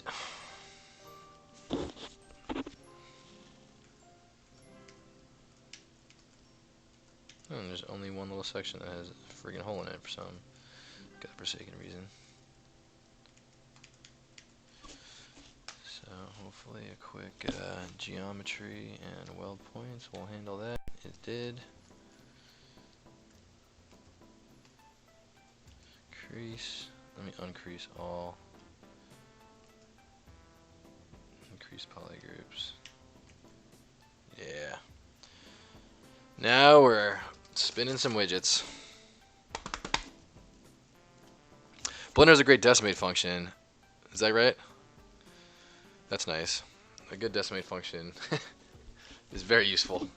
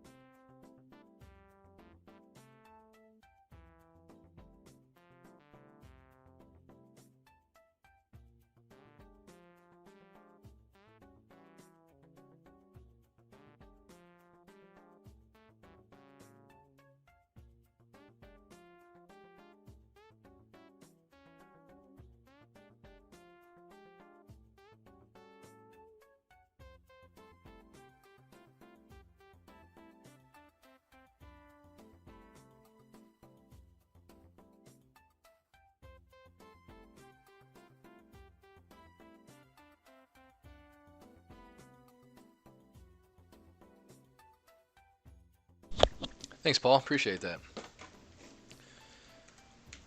Yeah, I remember one of the first artists I reached out to. Why does it keep? I tell you, it keep.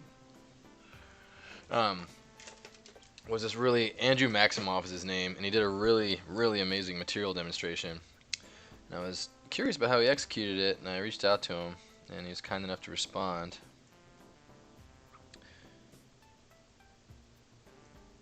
Actually, let me try one more thing. Insert sequence loop.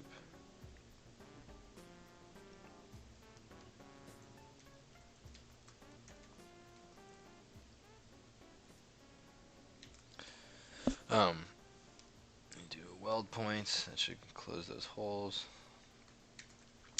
And basically, like he did a really sick weapon. I was curious about how he executed it.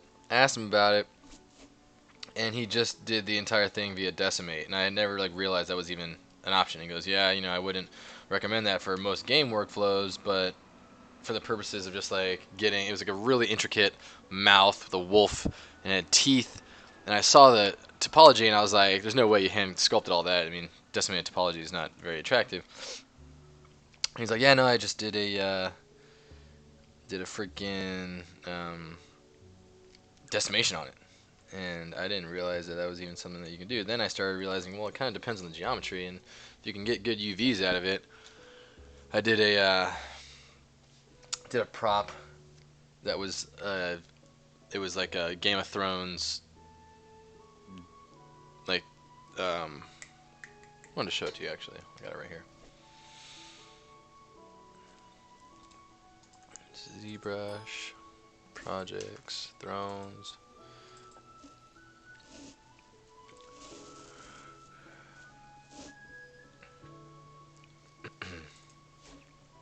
So it was like a it's one of those jackets, right?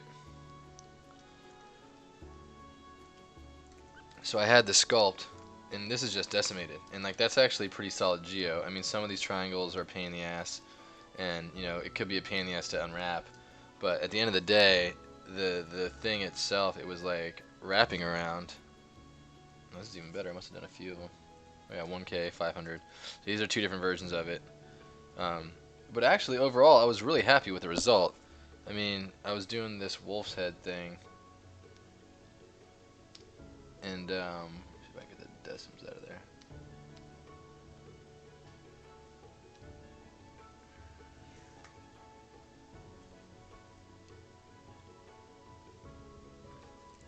So like it's this like, you know, sculpted sort of brushy, you know, animal head thing, and that's like the coif of his back there, right? And so as opposed to going through this whole entire thing and, you know, and I know like the, you know, if I was really, you know, wanted to be precise, I would go through and I would, you know, just place all my own triangles. But it was so just kind of like random and haphazard, and I was kind of just working on a time budget. And so just grabbing a 1 second, one click decimation and getting to here, I mean, that was great. I mean, that covers pretty much, I mean, that'll bake down just fine. I mean, I'll have to correct some UVs, and it's all about, like, you know, spending your time wisely, and that's a pretty nasty pull right there. But, like, all they really are is faces, and, you know, the normal information doesn't really bother me all that much. I can probably ZBrush the other shape down and get some good normals and just transfer the normals from the other shape. But, you know, it got me there, and the geometry was great. I didn't really think of it until, there's a little hand of the king there, and I didn't really think much of it until I saw that Andrew Maximoff told me about it. I want to finish this model. I never ended up finishing this model, I don't think.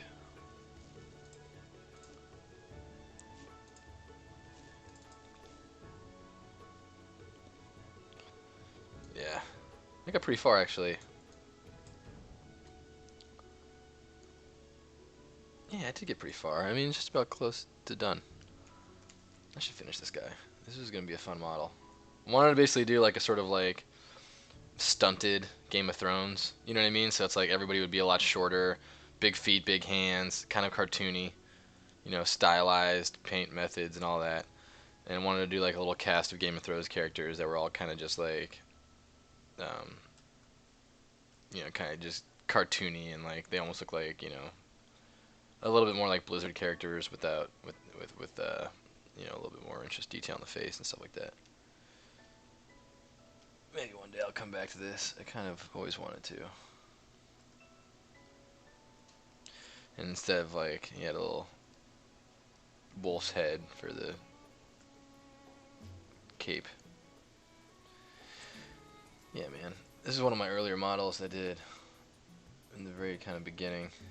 Pretty proud of it actually. This is the first model I did in the early stages that I wasn't completely like disgusted by. Like, this is when I started actually enjoying the modeling process and starting to believe I could actually get something out of it. I see some things now I would totally change, but you know, they're all pretty minor tweaks. And I think the like the stylized Game of Thrones look kind of works. You know, I think I'll probably come back to this at some point. I mean, I would love to just like get a cast of characters, like get like Ned, Jamie, and just the other like main protagonists, and make a little like beat 'em up brawler game where it was like kind of like, you know, third person view but not constrained to one plane, and they could just like swing their, you know, like the swords they had in game. I think I have a I think I made my own ice in here. Yeah, I did. So like, got my own little Ned sword in here. And yeah, I think it would just be fun to do the Game of Thrones beat 'em up with like all the cool stuff. But you know, you'd have to get the license rights to like, you know, get it. But I think it'd be the kind of thing like, I would love to just like make it and then start shopping it to like the rights holders and be like, look, this will be fun, this will make money, let's just make it, let me make it. Here's the characters, they look cool. It's a risky thing though. You spend any time on something that you're not certain you're gonna get done, then you know, you could be just wasting your time, which is a very big sin in this business called MeshLab. I think I know about MeshLab. I never really used it, but I've seen artists really get good results with the decimation stuff in MeshLab. Oh, thanks, Sat. I appreciate that.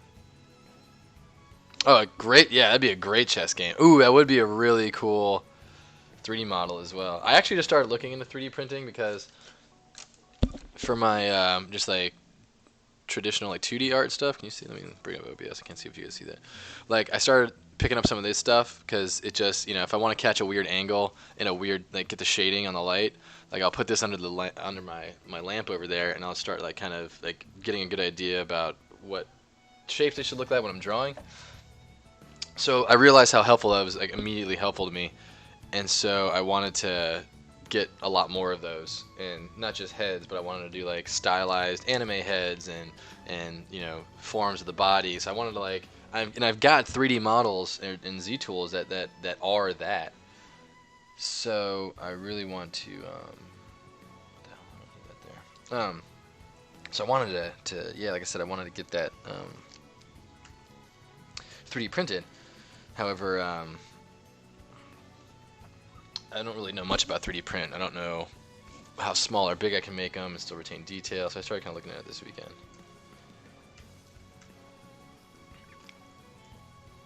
I gotta say, not for nothing, but I kind of feel like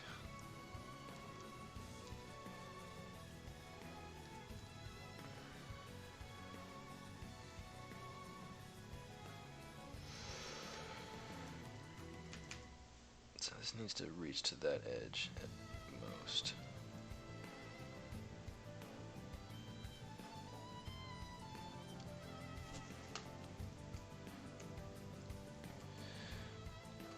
And I think that might be kind of cool if I do like a little sphere in the middle.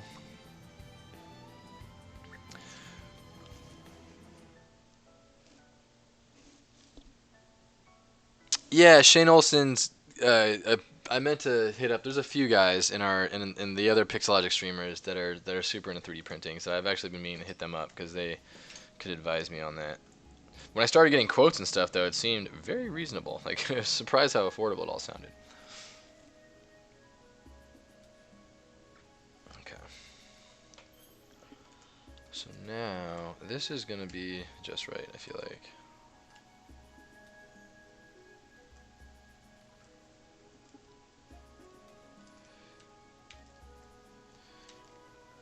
Then what I think I'll do, the only thing is I wonder, let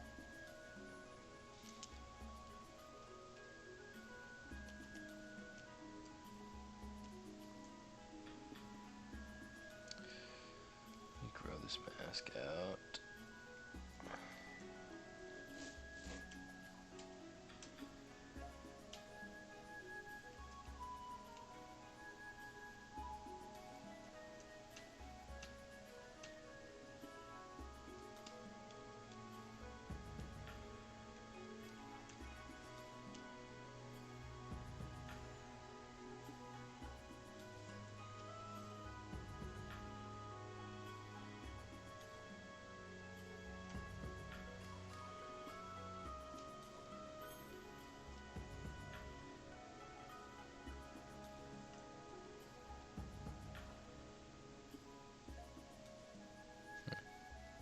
Interesting.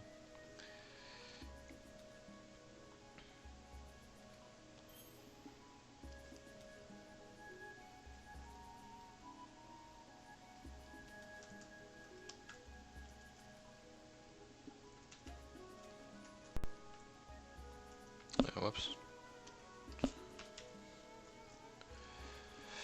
Hairy mandibles. Awesome. What's my field of 3D work? I kind of do it all. I'm just like a generalist. I mean, I'm not really great at any of it.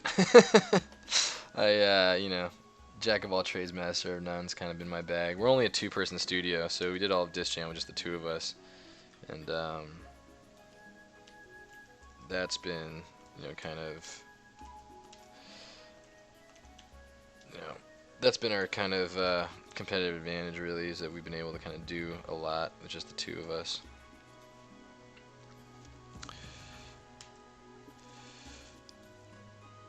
Yeah, I don't know if you saw last week, Hairy Mandibles. I didn't realize that was the same guy. Hey, we both were working on some Mad Balls, and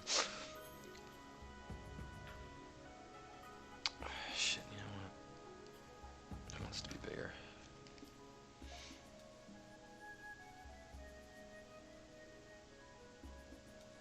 Let's go back to my.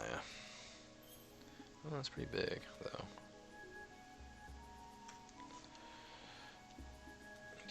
Yeah, I got back to my. Luckily, like you know, my last stream, I was able to get back to my Mad Ball, and getting pretty close with it.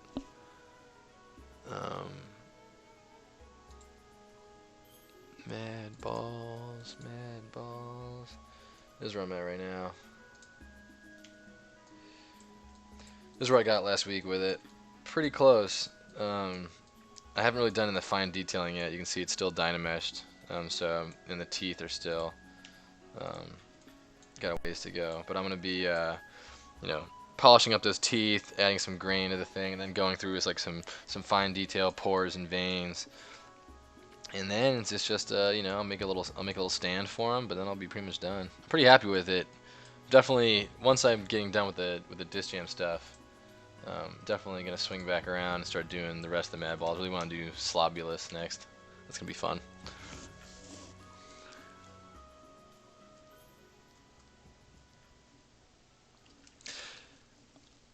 Oh, that'd be cool. Get it like do a 3D print with a squishy one. That'd be awesome. All right, let me send another copy of this back over because I just duplicated this off. Okay. Shrink.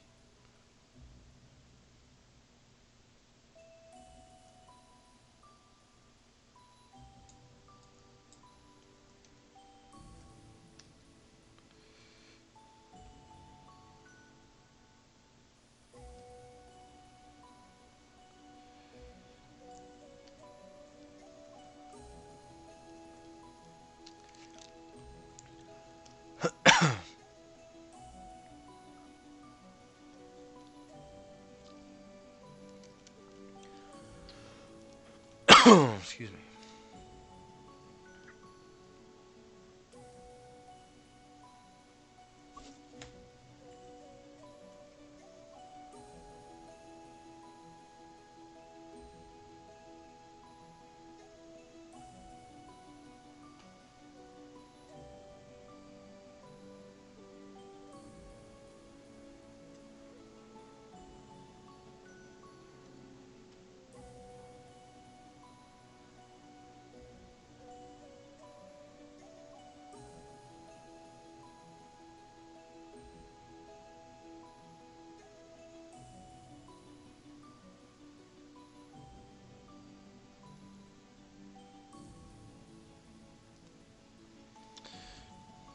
That's a little bit better. Yeah, that'll give me a little more. The other one was a little bit too crowded. This was the right call.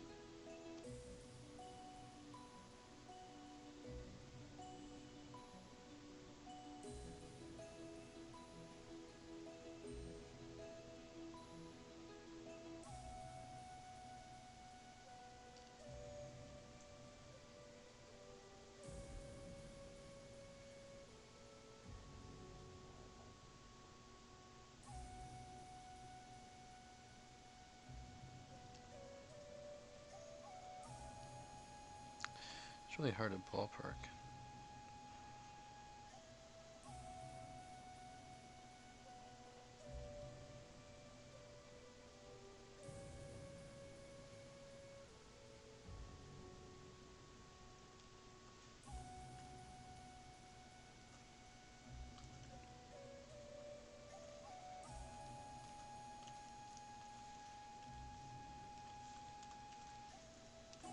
Yeah, that's much better.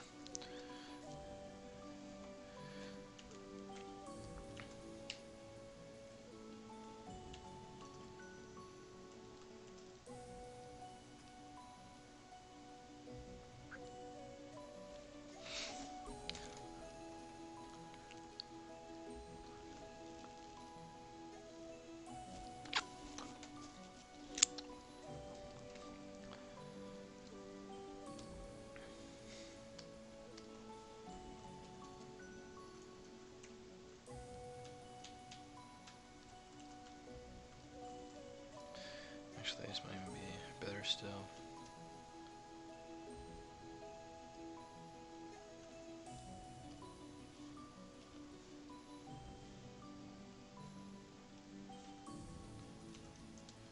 Just do a bevel on it.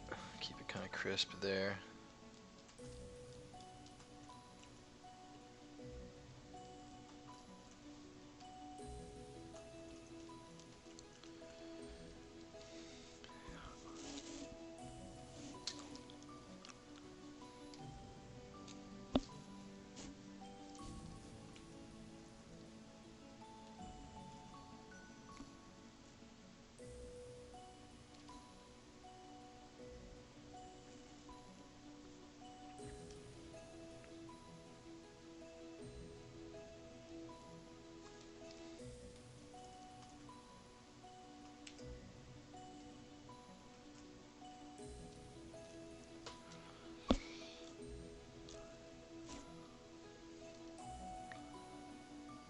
I like that.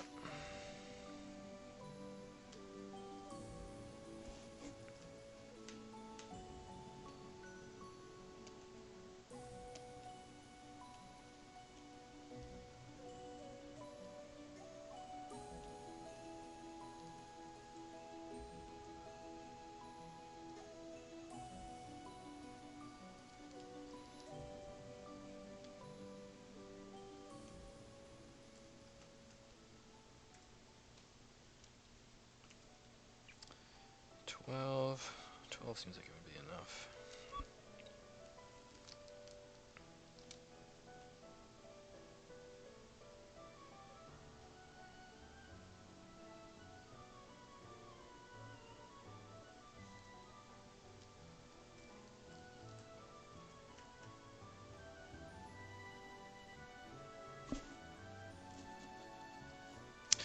X-ray view is over here on transparency.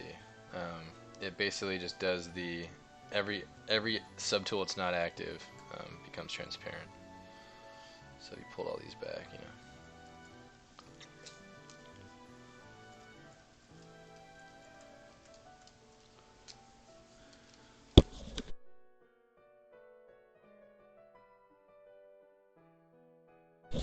Give me one sec, guys. Right back.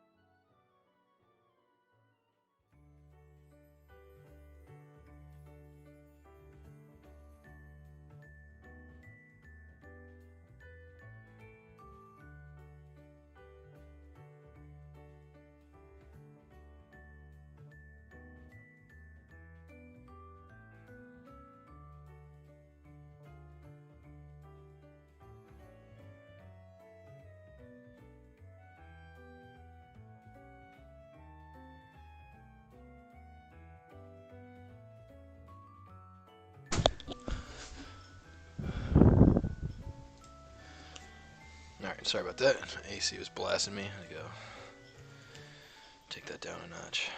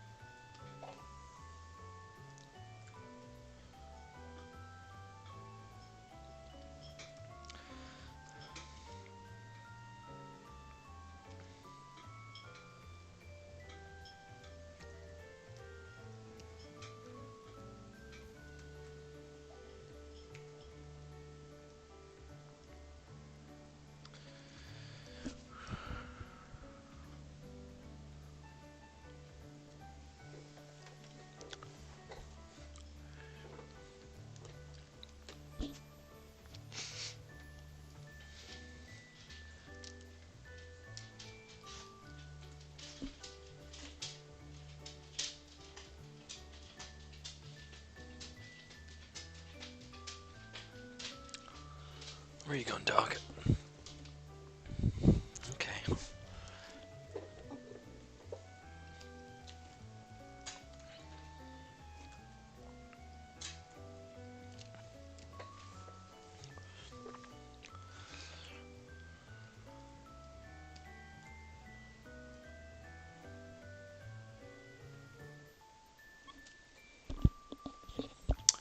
Was I missing sound there for a minute? My apologies if I was.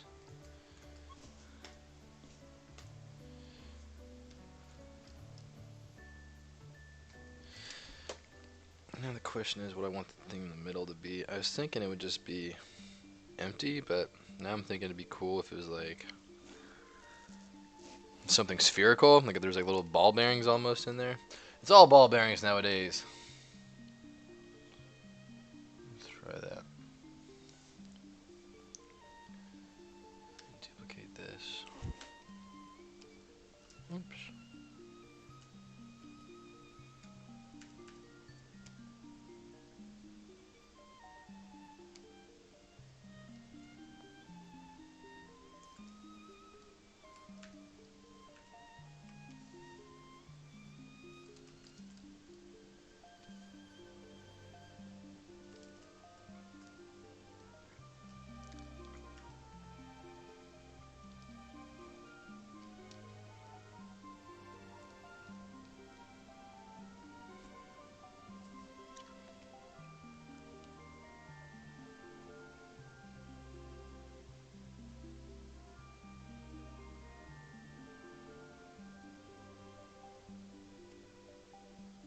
This little handle drives me nuts. It's so hard to...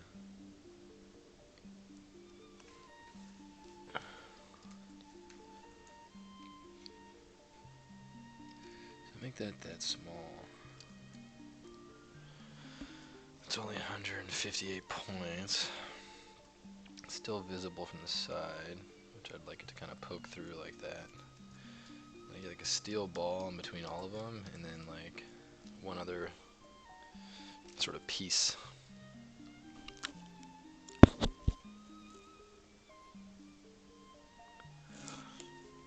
What happened to needle bearing? I'm not sure I know what you mean, what a needle bearing is.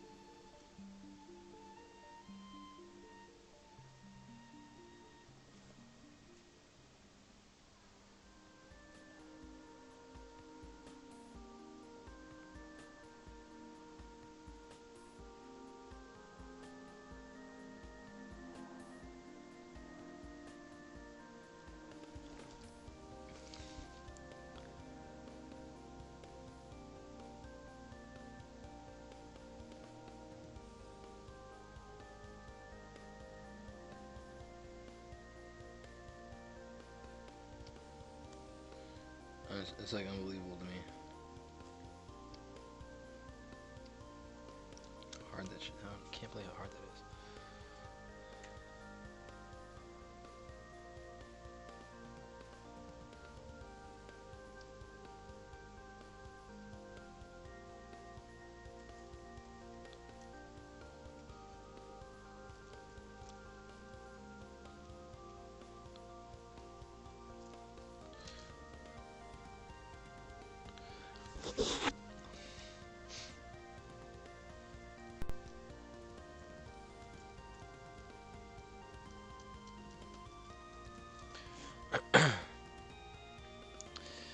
It's kind of a silly little design, but I like it.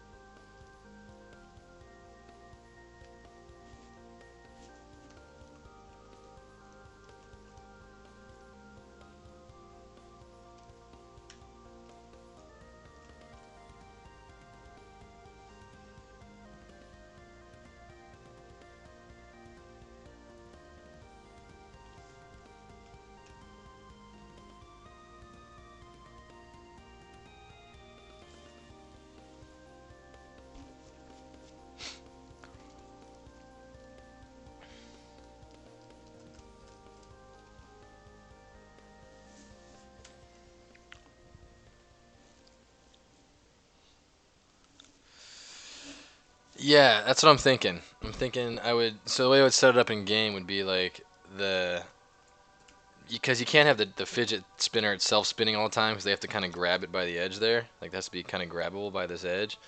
But I can make these little inner things spin, and I'll put little lights on them, so they'll be spinning on the inside. This will be spinning because you throw it, and then when it's stationary, it still looks like the insides are spinning a little bit.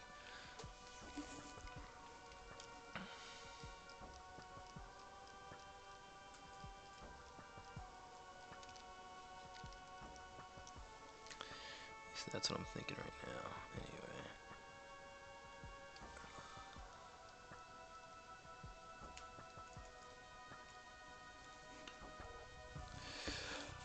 I probably won't texture it today. What I'll probably end up doing is just throwing a quick poly paint on it. So for the purposes of just like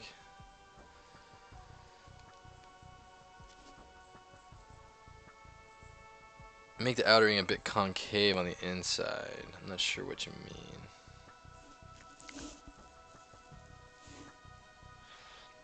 Yeah, so I won't texture as much as I'll just drop a poly paint on it so that I can kind of like visualize what it's gonna be.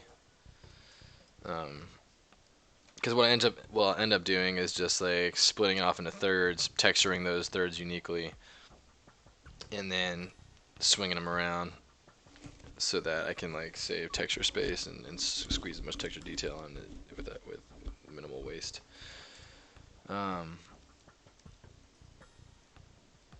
yeah, I think what I'll end up probably doing, like now that I got kind of the idea sort of figured out in my head, a good thing to do after this stage is to um,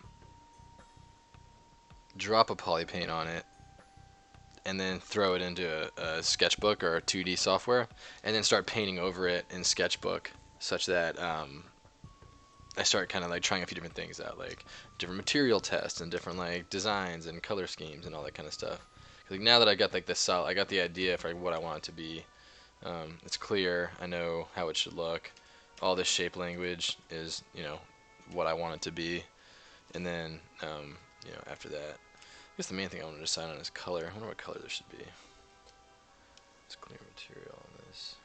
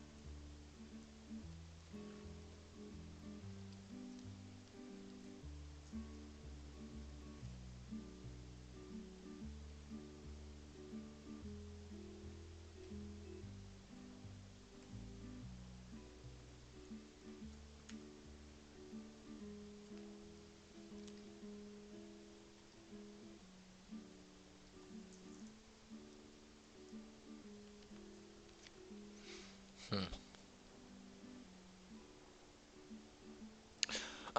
What's up, Mad Max? Welcome. Are there professionals who specialize in poly paint? I don't. I know there's texture artists out there, but I feel like they Those guys have wide range of skill, and what in God's name?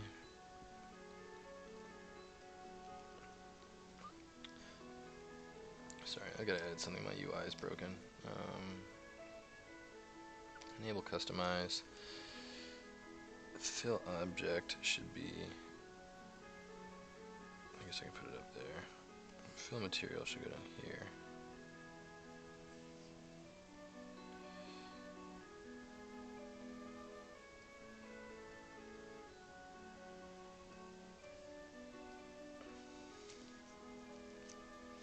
So let's fill color, fill material. That's the old version. I don't think I need it.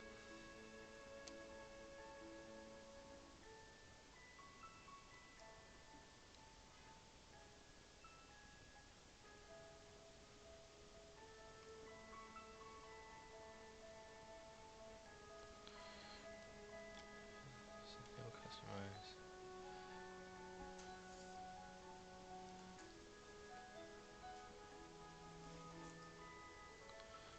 Preferences. Store config. Preferences. Save UI. Sorry guys, I want to save my UI off because I've changed it. Startup. Interface layouts.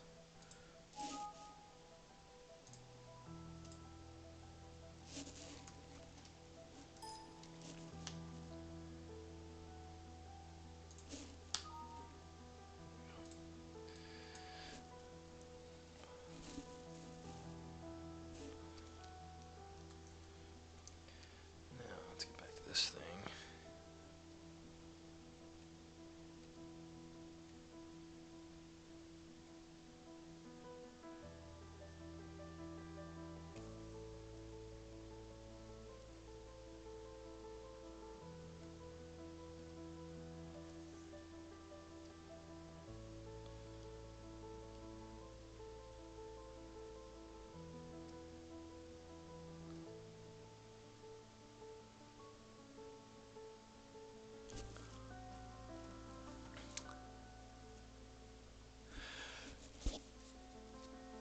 Hey, what's up, Manuel de Jesus Cordova Bodon? Is spinner still relevant? No, I think the spinner's fad has kind of come and gone. I admittedly am late to the game on spinners, but doesn't mean I'm not gonna poke fun at them because that's what we do here. I guess the traditional ones do have that like sort of black in the middle.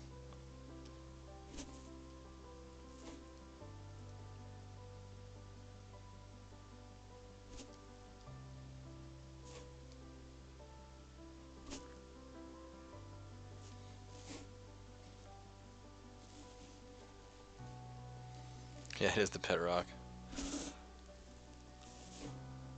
Just find a better color than that, though.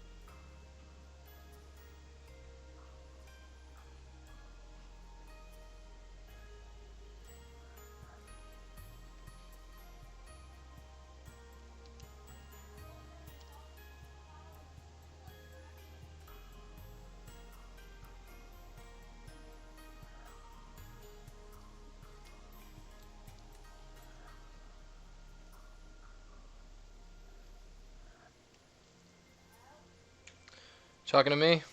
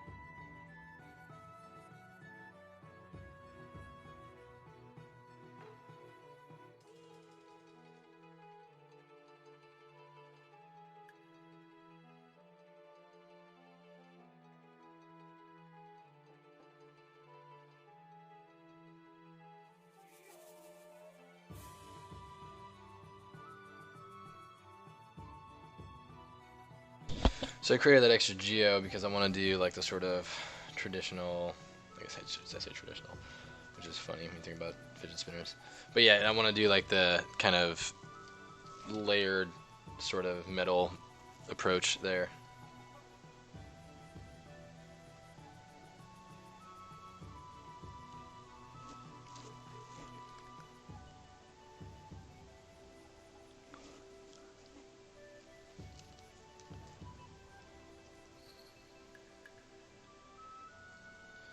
Matter of fact, I'm gonna delete that, delete this, delete that, delete this.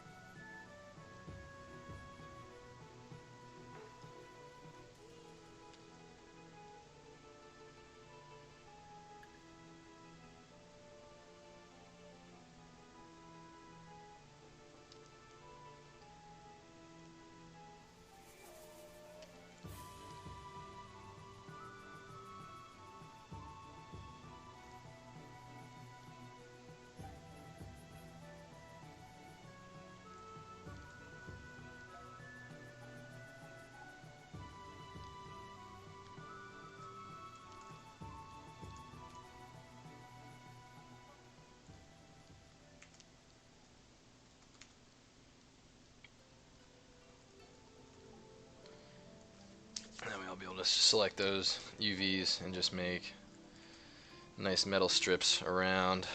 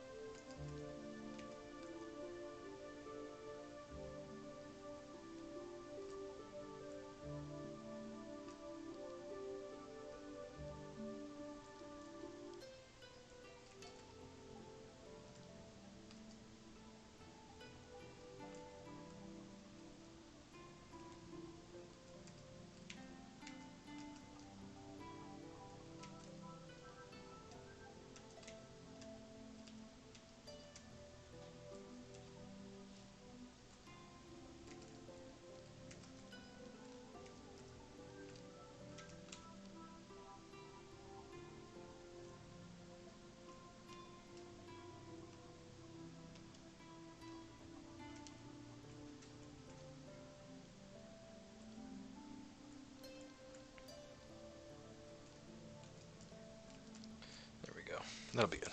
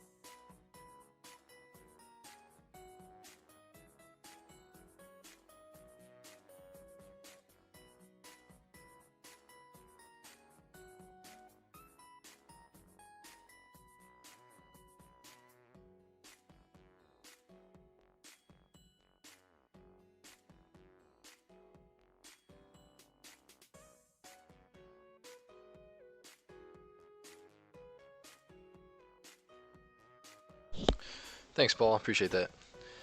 Can I weld parts using Sculptris Pro on ZBrush like Dynamesh? Yeah, you can. There's a bit of a trick to it. I can show it to you. Let me just save this. So say I'm using Sculptris Pro, right? I guess I made this too big. Let's unify that, right?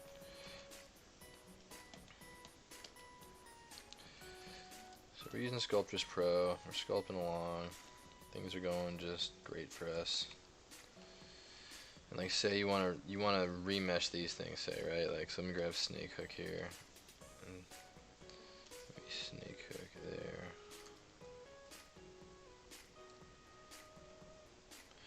Right, and you wanna join these things, right? Because they're not actually in the same topology now. So this isn't actually a part of Sculptris Pro, but it's what I would use.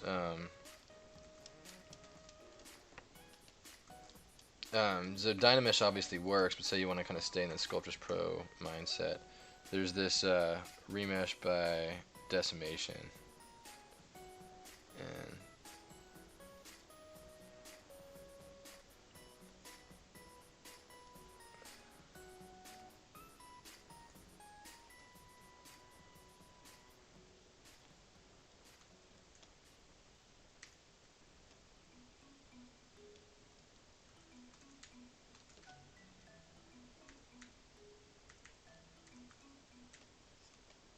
that's done it. So like remesh by Decimation basically uses the same algorithm, and it joined those two things together, so they're one mesh now.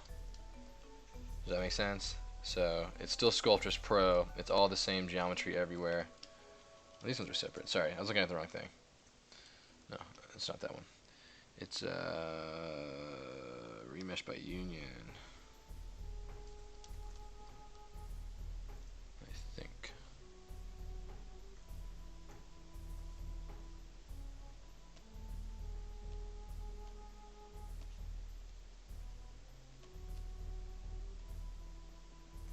Is that it now?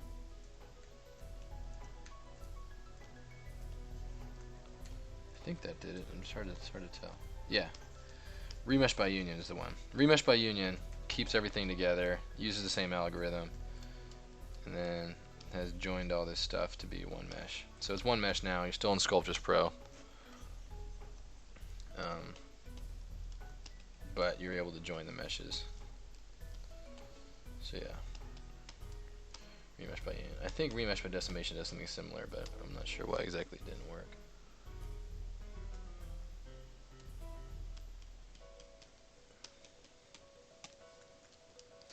Yeah, Sculptris Pro is quite a cool little thing there.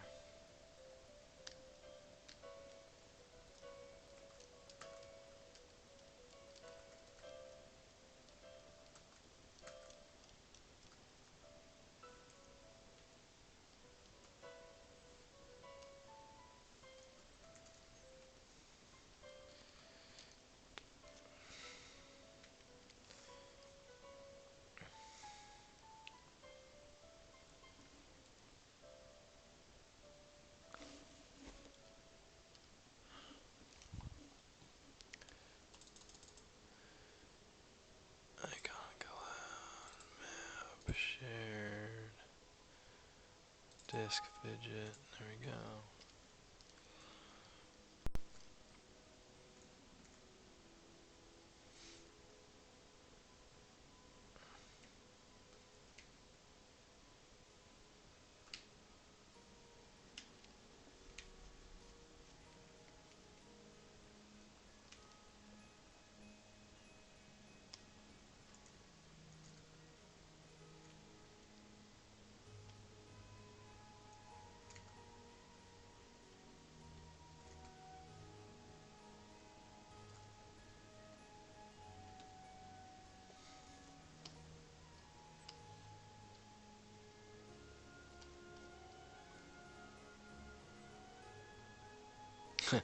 Yeah, moored.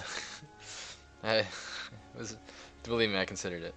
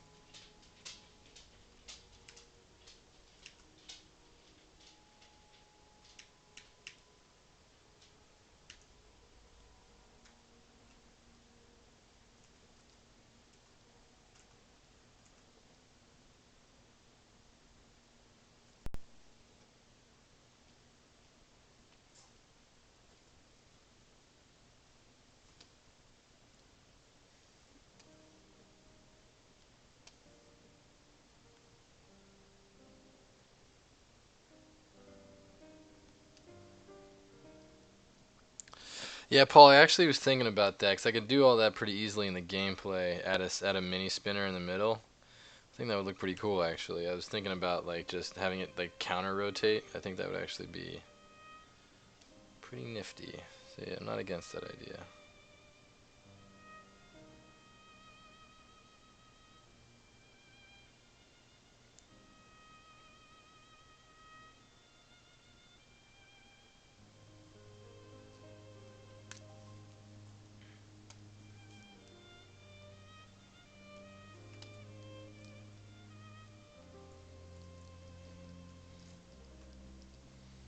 Yeah, I know. Just spinner inception, and it never ends.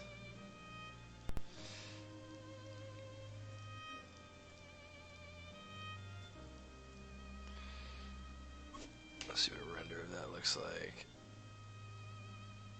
Not too bad. Looks pretty. Some ambient occlusion, shadows.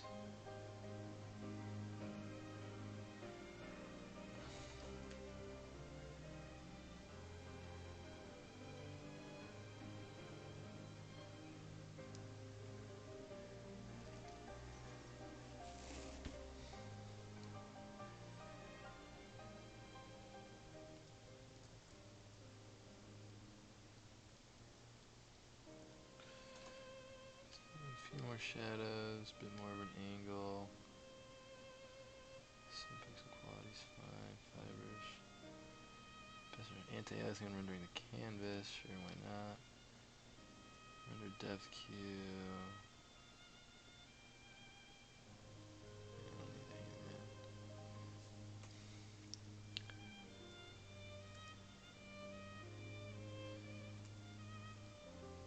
Still not sold in the color of blue. I'm gonna change the ball bearings a little bit.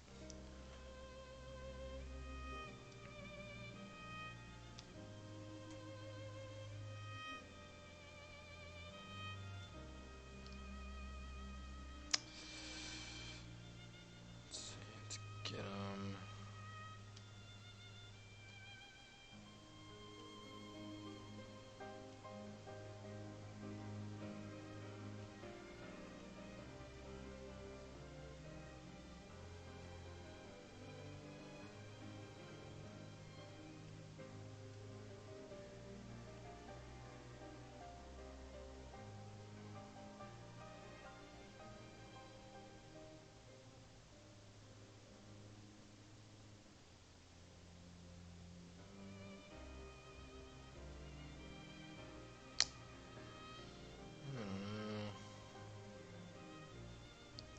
That's kind of nice.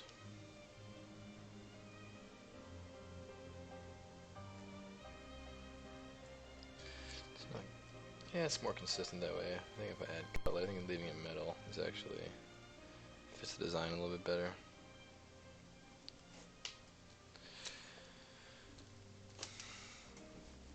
Man, it's crazy how I work so much slower when I'm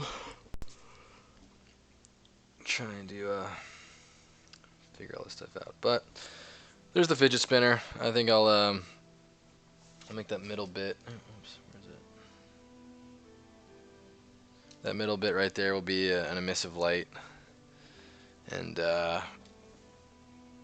that'll be a pretty fun little disc. And I think we'll probably do something cool with the little inner parts where it spins on its own or something. I don't know, make something up. But yeah, that's about it for me today. Thanks, Sat, and thanks, Paul, and everybody else who stopped by. Really good talking to you guys. Harry Mandibles, nice talking to you again. Mord as well. Thanks for hanging out, guys. I'm sorry we didn't get more done today. I was kind of fighting against myself a little bit, trying to figure out the design. Usually what I like to do is like to come in with the design in the front of my mind and work the design out. But today all I really knew is I wanted to kind of just create a fidget spinner and didn't really know much about them. So I had to just kind of wing it. But I'm happy with how it came out. I'm happy with how the curves came out. I'm happy with how the shape and the roundness of it came out. It's going to fit into the character's hand nicely because it's going to fit right. They'll be able to grip it right at the edge there. And yeah, it'll be a fun little, addition to the game. I think we'll just poke fun of that fad a little bit. Joanne, thanks for stopping by. Good talking to you guys, and I should be back. I was out of town for the last few weeks. business. But I will be back, and I should be streaming again. On Thursdays at noon. So hopefully we get some more interesting stuff coming up in the future. But that'll be it for me today, and I will see you guys next week. Later.